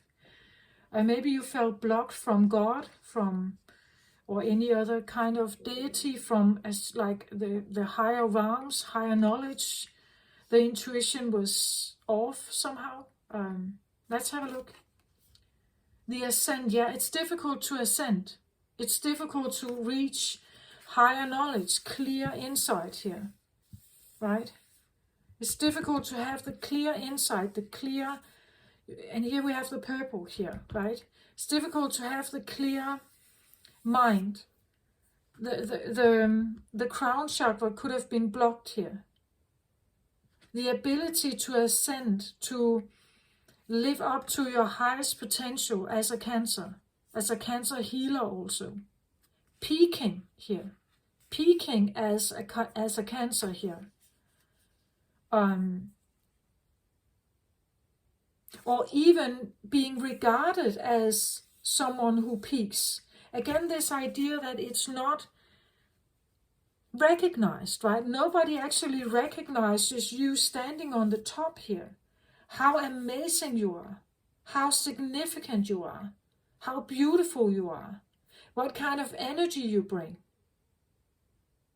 The ascent of the Cancer energy is, I feel like, delayed. It's like people don't see it. They don't regard it as important. They don't recognize it. They take it for granted. Cancers are usually too forgiving. I am too. I forgive too easily, or maybe, I don't know if I too easily, but because I can understand them. I understand why they were angry, so I help them become not angry, more balanced. Then they take off again. They don't necessarily say thank you, or thank you for just being this great friend, right? It's like the ability to be in the spotlight as a Cancer is difficult. Again, it's not, you can't just print a phone list, right? You can't just print a list of all the deeds that a Cancer can do during the day.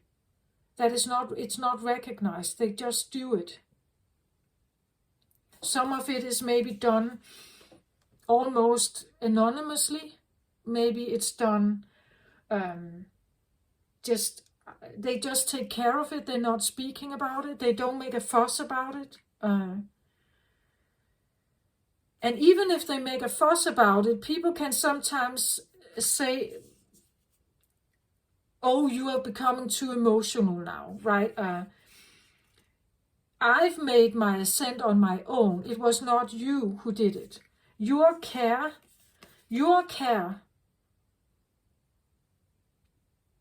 was something to be taken for granted, right? It's something that we should take for granted. You're supposed to be that mother. It's not your effort that I got at the top here, right? You know that sometimes it's not regarded how much of an importance the good mother actually has. As I said, if you grew up here as a Cancer in a very unstable environment with no balance here, it's difficult to have again, the feeling of a journey that is difficult to handle. It's difficult to become successful, maybe. It's difficult to have clear sight. It's difficult to have the compass right? The feeling of, I know where I'm going. I know how to mount this top here. I know how to get there. I know to see clearly, hear clearly, being guided clearly, right? Being This is clear air here. There are no clouds here. Hear clearly, see clearly, intuit clearly, clear cognizance here, right? It's difficult to open it up without and have the clarity of the guidance with something like this blocked. Therefore, I feel like Cancer it's delayed. The spotlight of the Cancer is delayed. It's not. Let's say, for instance, if we take someone like Elon Musk. Elon Musk is a Cancer sun. But that's not what he's famous for. He's famous for his relentless approach to the scientific field, to the Mars expedition, to the new iPhone-like amazing phones, to the new interesting cars, to the science project, to his rocket program. That's what he's famous for. He's not famous for whatever else he brings, right? Whatever else he brings. So a Cancer who has been experiencing something like this, we could take it the other way around. What if we turn all of this around here? You grew up in an environment with a strong father here who knew what he wanted. He was a good example. He shared it with you. He shared his plans.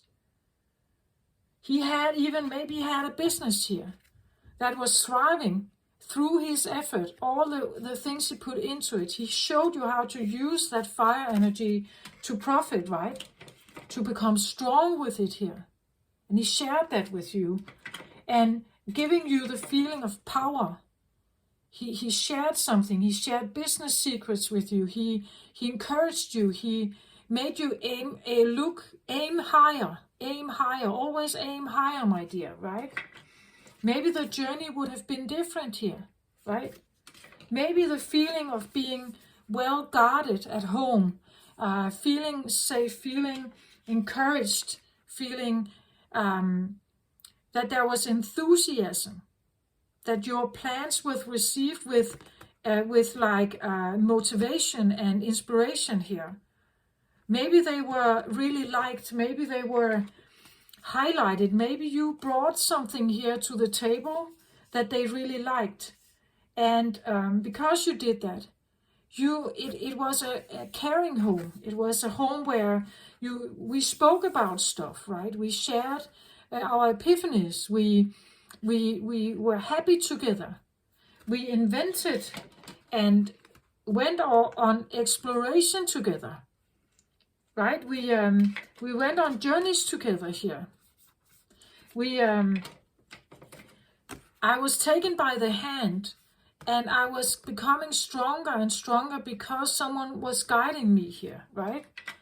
That's why I liked my home. I liked the idea of my mother and father. I think of my home with positive thoughts.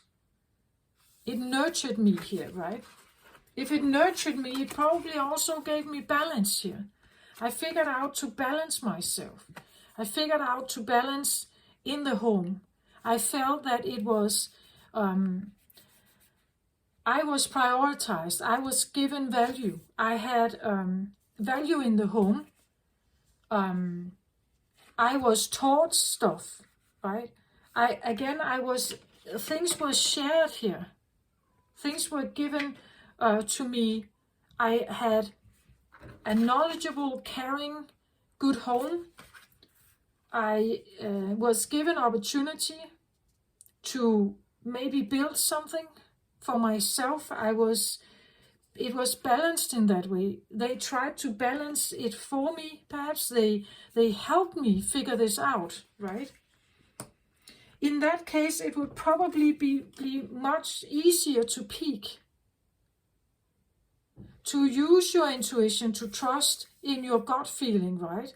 To trust that I can climb this mountain.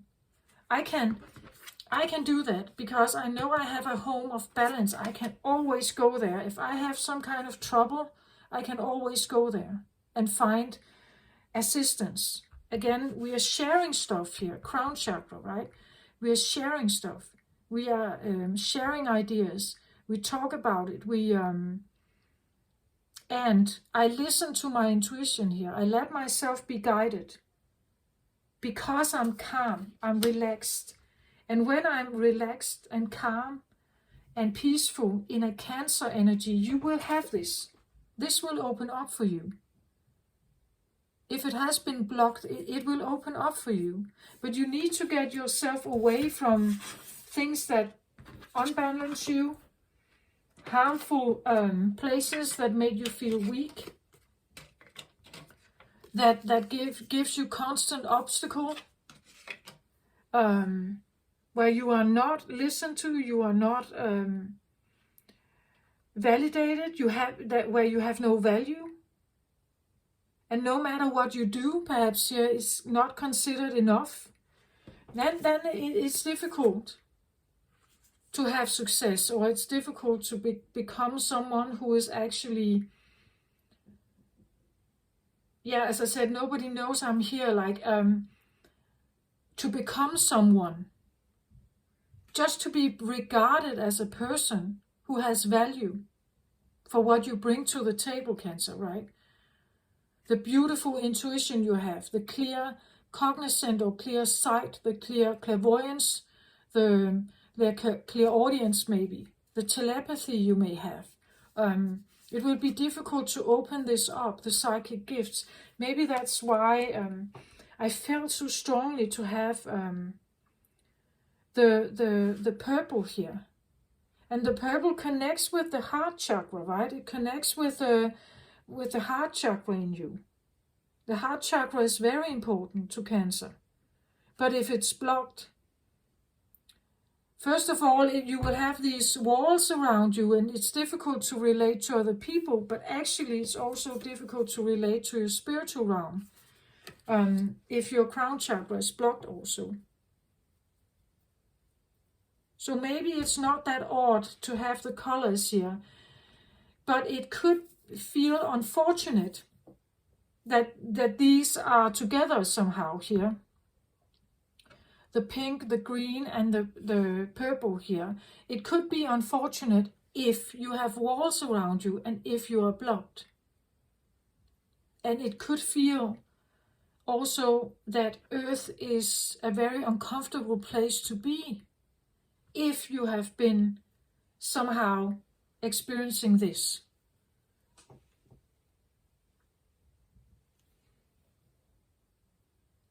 I hope this makes sense somehow, that you really can see the point of this. And how the Cancer energy can be destroyed. It can become actually almost invisible. Especially if a Cancer is blocking. Then we are actually losing this beautiful healing water energy. We have less of it because it now is hiding. It's hiding itself. It needs to have an environment where it feels safe as well to open up, to shine its light, to feel that it's valued, that it deserves space, that it deserves to be around, that it deserves to be here, that people actually see the value of it. Otherwise they close down, and way too many Cancers may have done that. Including myself, I was closed down, and including my mother. My way of helping was very dysfunctional. I overextended myself constantly. I was an emotional doormat. I didn't criticize. I just took it somehow. I was trained to take it. But you see, for a Cancer, this is too overwhelming. It weakens them, and they become unhappy because nobody is actually seeing their value. Only in the moment, but not in the long run, right? Not in the long run. And therefore, sometimes there will be less and less of it. This has to stop.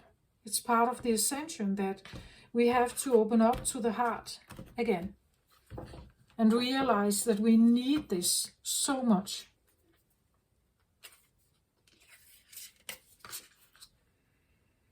Seek the wisdom of your shamanic guides. Yeah. Again, I believe for a Cancer it's very important to get away from something like this that gets you out of balance. This is a no-go. Get away from that. If at all possible, get out of situations where you are somehow linked to something that is really painful to you, that takes you off balance. That again, it's air energy, so that could be the way the words are spoken in the home.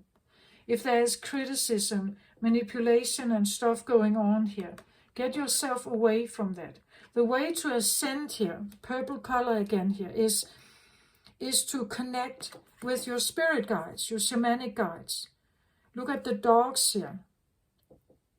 The loyalty and the open-hearted, good-heartedness of Cancer can also sometimes be associated with the dogs. How loyal companions they are, right? And how amazing healers dogs can be, actually. Even if they're punished, even if their master is hitting them, they're still staying, right? That's one of the, maybe one of the greater issues of Cancer is to say no and walk away. Maybe sometimes they stay too long. So it seems here to seek the wisdom of your shamanic guides. This is an attempt to open your heart again. And here we have the hearts around the stomach and the heart area. Right? Become very acquainted with yourself again, with your spiritual, sensual, sensitive body that picks up a lot of signals from around you. Tune in meditations or quiet time. I also feel like really seek quiet time here alone. If you have animals around you, of course, you take them. You can take them with you into that more meditative space, and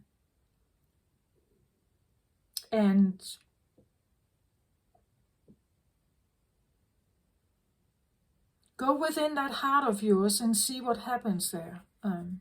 Tune into that heart of yours. You may need some help here. Seek the wisdom of your shamanic guides. So maybe you, if you are in the proximity of a shaman, you can look them up maybe. Ask for some help or guidance, healing maybe. Or even just a talk, maybe a talk about something here that may help you.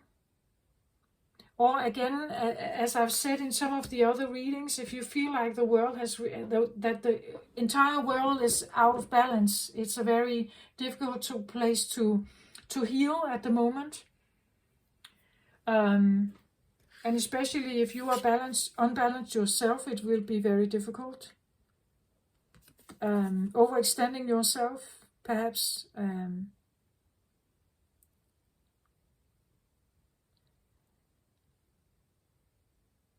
I get the feeling of like call in your guides and angels, ask them to become more a parent in your life.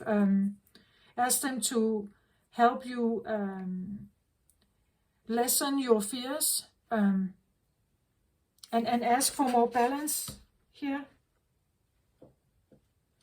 So that you can somehow have a more quiet place, right? You need what I call a sense zone. You need to somehow establish this inside your head here, inside your heart. Like, imagine a place that is yours alone. Whatever is in here is yours. It's the most purest, beautiful place you can ever imagine. Everything that you would have liked to get from a mother is here. Everything you would have hoped to receive from your friends, from family, is here. Everything beautiful, flowers, butterflies, beautiful dogs or beautiful animals, whatever you like, peace, harmony, balance, everything that you would have liked to have, you create that sense zone.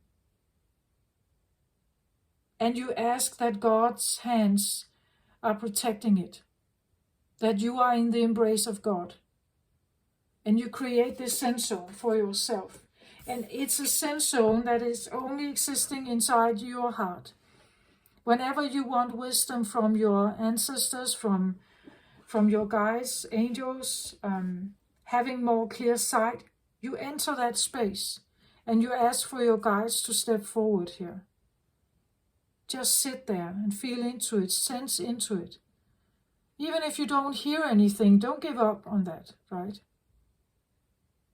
Maybe it will come in a few days. Suddenly you have this feeling or you have this idea about something you should try, or call someone, or something pops up on your phone that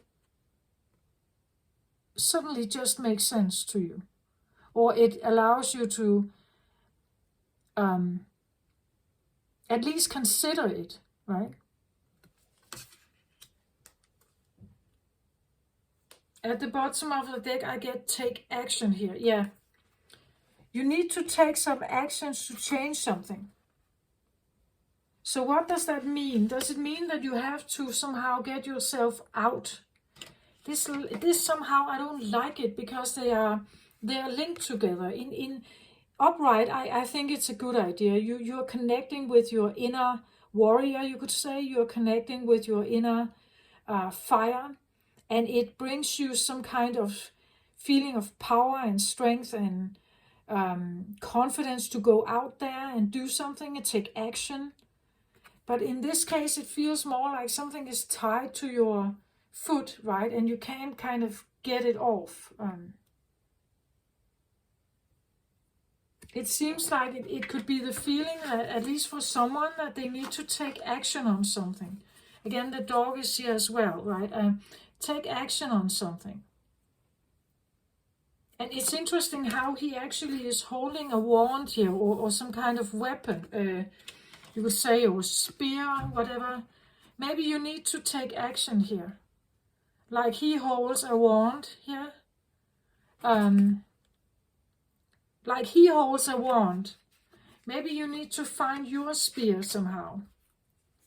Or your kind of, I don't know, weapon, but something that can help you to create distance to people that are really not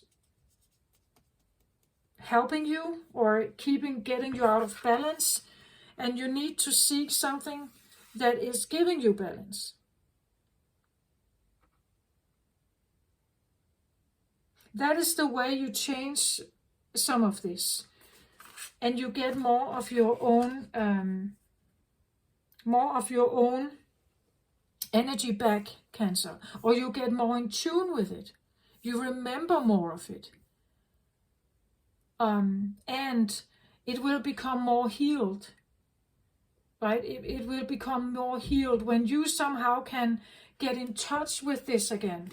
The Ascent can also talk about the ascended ones, like the ones you communicate with in the 5D, your higher self, right? The the guides, the angels around you. To be able to hear them more clearly, you have to invest in some of this here.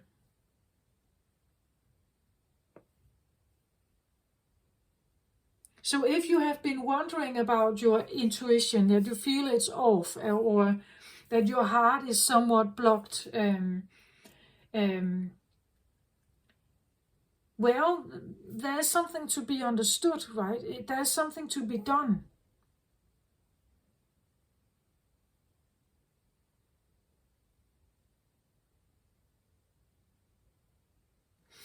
The next card out underneath the Take Action card is this one. It says, guard and protect the sacred waters of life, right? Exactly, protect what you have to offer, Cancer. Because what you are offering is not supposed to just be spilled and not remembered. You bring something very sacred here. Sacred water of life, sacred water of nurture, right? Nurture is what brings life back in people. If we take the nurture out, if we take the understanding, the empathy, the healing out, we get angry people, right? We get the narcissists, right? We get those who cannot open their heart. We get those who don't value emotions, who don't value heart connection. What you bring to the table should be guarded and protected. It shouldn't be mainstream to just offer it to anyone out there who can't see your value. I like the idea of being a healer, but I must admit also that being a healer, having this heart healing drive in me, you could say, or inherited DNA in me, has been difficult because it has been taken for granted. At least where I grew up, it was taken for granted. It wasn't valued much. As again, I was considered a thing, an emotional dustbin. I was supposed to just deal with it. I was supposed to take the energy and balance it in my little body. I was supposed to do that without criticizing, just taking it. Not speaking back, not saying, I don't want to hear this, I don't want to be part of that. This is not my problem, it's your problem. Get yourself together. You have to figure this out yourself. I'm not supposed to solve your adult problems, right? I never did that. Maybe I should have, but it's kind of not in my... It's not really what I am, but I see now that I have to protect it and guard it. If I throw it around too much, I will become weakened. And there can actually be people, especially narcissistic people or sociopaths or something like that. You waste your energy on them. You can't heal them. It's not your job to heal them. At least they have to participate. If they are not participating, you are just wasting your time here. The precious caring energy you have is wasted.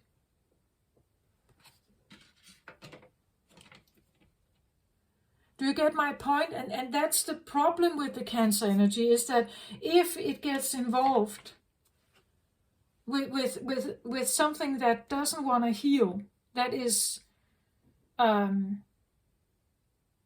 absorbed in its own ego, you can't do anything about it. Right? You can't do anything about it. It's up to them. And you can't heal them. But sometimes Cancers, being very empathic, can be drawn to people that actually have a lot of problems in these areas. Because we are healers, right? We somehow we want to heal them. On a conscious or subconscious or unconscious level, we want to heal the wound inside them here. But you can get yourself in trouble if you think you can heal a narcissist. It's a waste of your energy. You should bring it forth to those who actually can heal and want to heal and will participate in the healing, and who actually sees your value. Who regards you as a healer, not just your friend, your nice friend, not just your nice friend. They actually see you and respect you for this. This is what the world can see about Cancer. There's no respect for this. How many men are disrespecting their mothers? I'm not saying all are, but we see, or disrespecting women in general.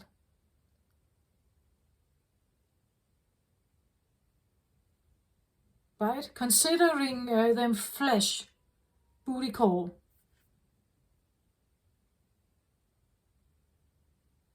Right? You know, there's something about coming back to the understanding of what we are. I'm not saying that women can also not disrespect men. Of course they can. That's the cycle we are in. This is the problem.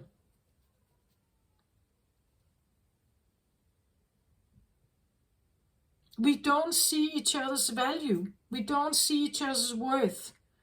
We don't see how we essentially actually need each other and want each other.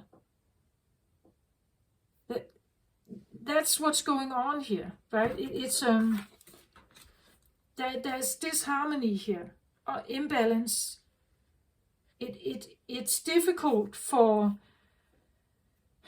an undervalued healer energy, whether it's Cancer, Pisces, Scorpio energy, right? Of course, there are other healers out there. I'm not saying it's only water signs, but I'm saying the empathic part is definitely present in Cancer energy. But you can ruin it. You can betray it. You can take it for granted. And this is where the walls come.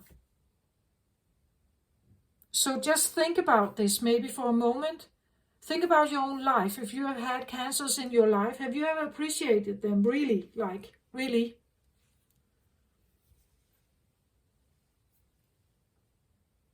For what it is that they do. Not just that they are a friend that goes dancing with you, right?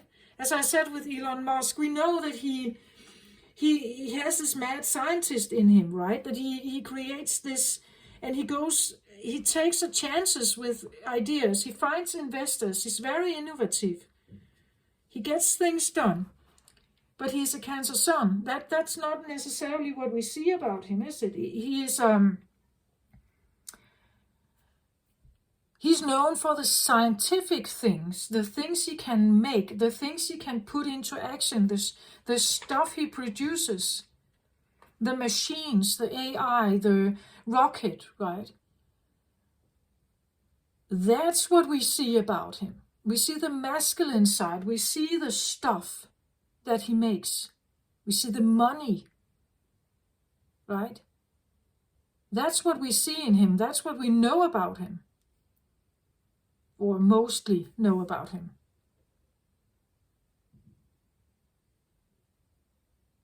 And I'm not saying that's a bad thing at all. I'm just saying he's more than that.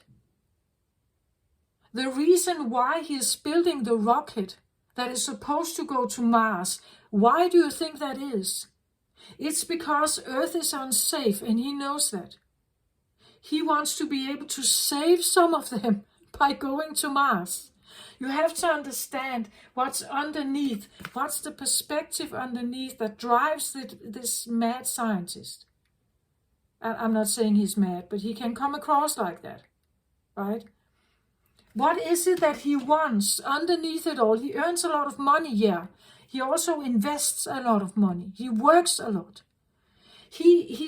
What he's trying to do is to fix humanity by taking us to another realm, taking us to another Earth or Mars, right? He wants to export us to Mars so that humanity can survive, because what's happening on Earth right now is unsafe.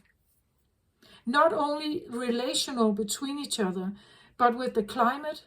We are depriving resources, and he knows that. He's a brilliant man, very intelligent. There's a point to what it is he's doing, and you don't see it. It's buried underneath it all. I see it very clearly. He's brilliant, brilliant scientist, and he is very. He has a goal, right? But what's the end goal? Yeah, it is to get a rocket to Mars, and we can build a community there. We can export and save the humanity race. We can take it there. But underneath it all, it is to save something. It is to save something. But that's not, it's not seen in the media. It's not seen in the media.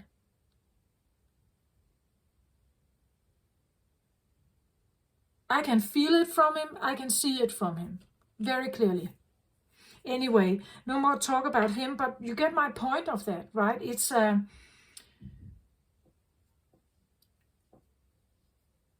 very important to get in tune with your inner you could say, your inner heart, your inner Zen garden, or your inner feeling of home, so that you can see clearly, you can know clearly, you can hear clearly. You open up your antennas, you trust your intuition, you trust your gut feeling.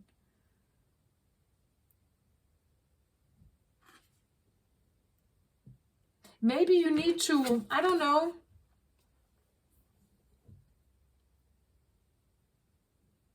maybe you need to share something with, if these are not spiritual guides, shamanic guide, animal spirits, it could be a shaman. Maybe you need to cooperate with someone here.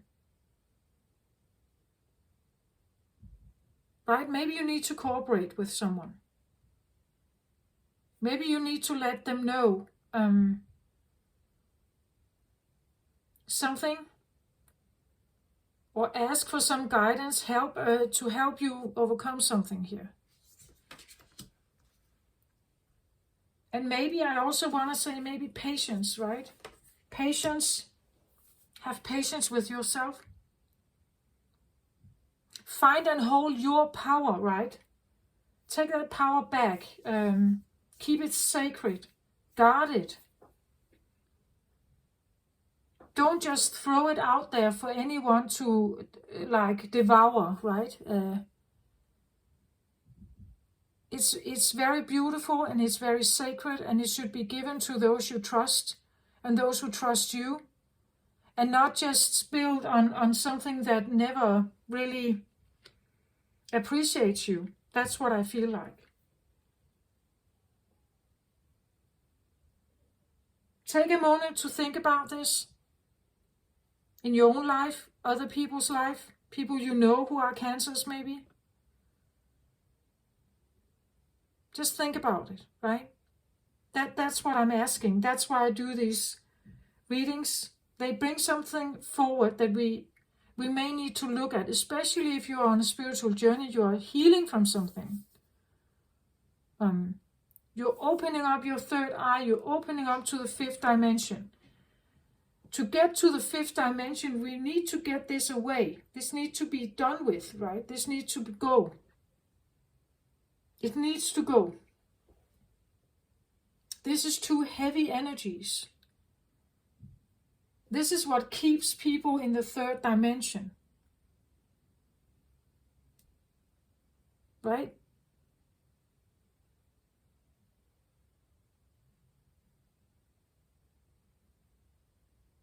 Yeah, that's what I feel like. That's why I do this. Whether it's on a subconscious level or what, it has to go. So to help Earth, to help us ascend, all of us, to help all humanity and every life form on Earth to ascend, we have to do something. We can't keep the same and expect something amazing to just pour over us. We all need to invest something in this. Okay. This is what I have for you. I hope this helped you somehow out there. Take very good care of yourself. Protect your light. Protect your heart. Release and get away from situations that really are unbalanced, that don't help you. Don't get stuck in the grief. Don't get stuck in the sorrow of never having a good home created for yourself. Put all your effort into that instead of being still absorbed in something here that really is not good for you. Begin to see yourself as more, right? Begin to accept yourself as something very valuable. That you are the diamond, you are precious here, right? Begin to see yourself as that, value yourself as that. I had to say that to myself. I had to really do this. Connect with God also, connect with Jesus. I connected with many kinds of angels. And I'm still on my journey. I'm definitely not done, I guess, or I don't know where I am. But the point is that you need to get your power back. You need to restore and reclaim that power, that you are worthy. You deserve to be here. You hold magic, healing magic. It's precious. It's something, it's priceless. It's mother. It should never ever be disrespected. It should never ever be taken for granted. It should never ever be disregarded, abused, used. You know, it should really be something that is treasured. That people see it clearly, right? That's what it should be like. But because it has this evaporating, it kind of, when you get the nurture of the mother and you get balanced again and you go play, it kind of just evaporates in the air. There's no recalling, no memory of this. It's on this subconscious level. We take it, it's just somehow there, or it was not. For those where this have been very absent, we know the difference. We know the difference of not having that mother. Very, very clearly. It's very destructive. So for us, this could have been a lifelong longing. For others, they take it for granted. They expect it almost. And they can even become angry if you're not offering it. So you see why you need to value yourself, why you need to really own up to the fact that you have something very precious to give and offer.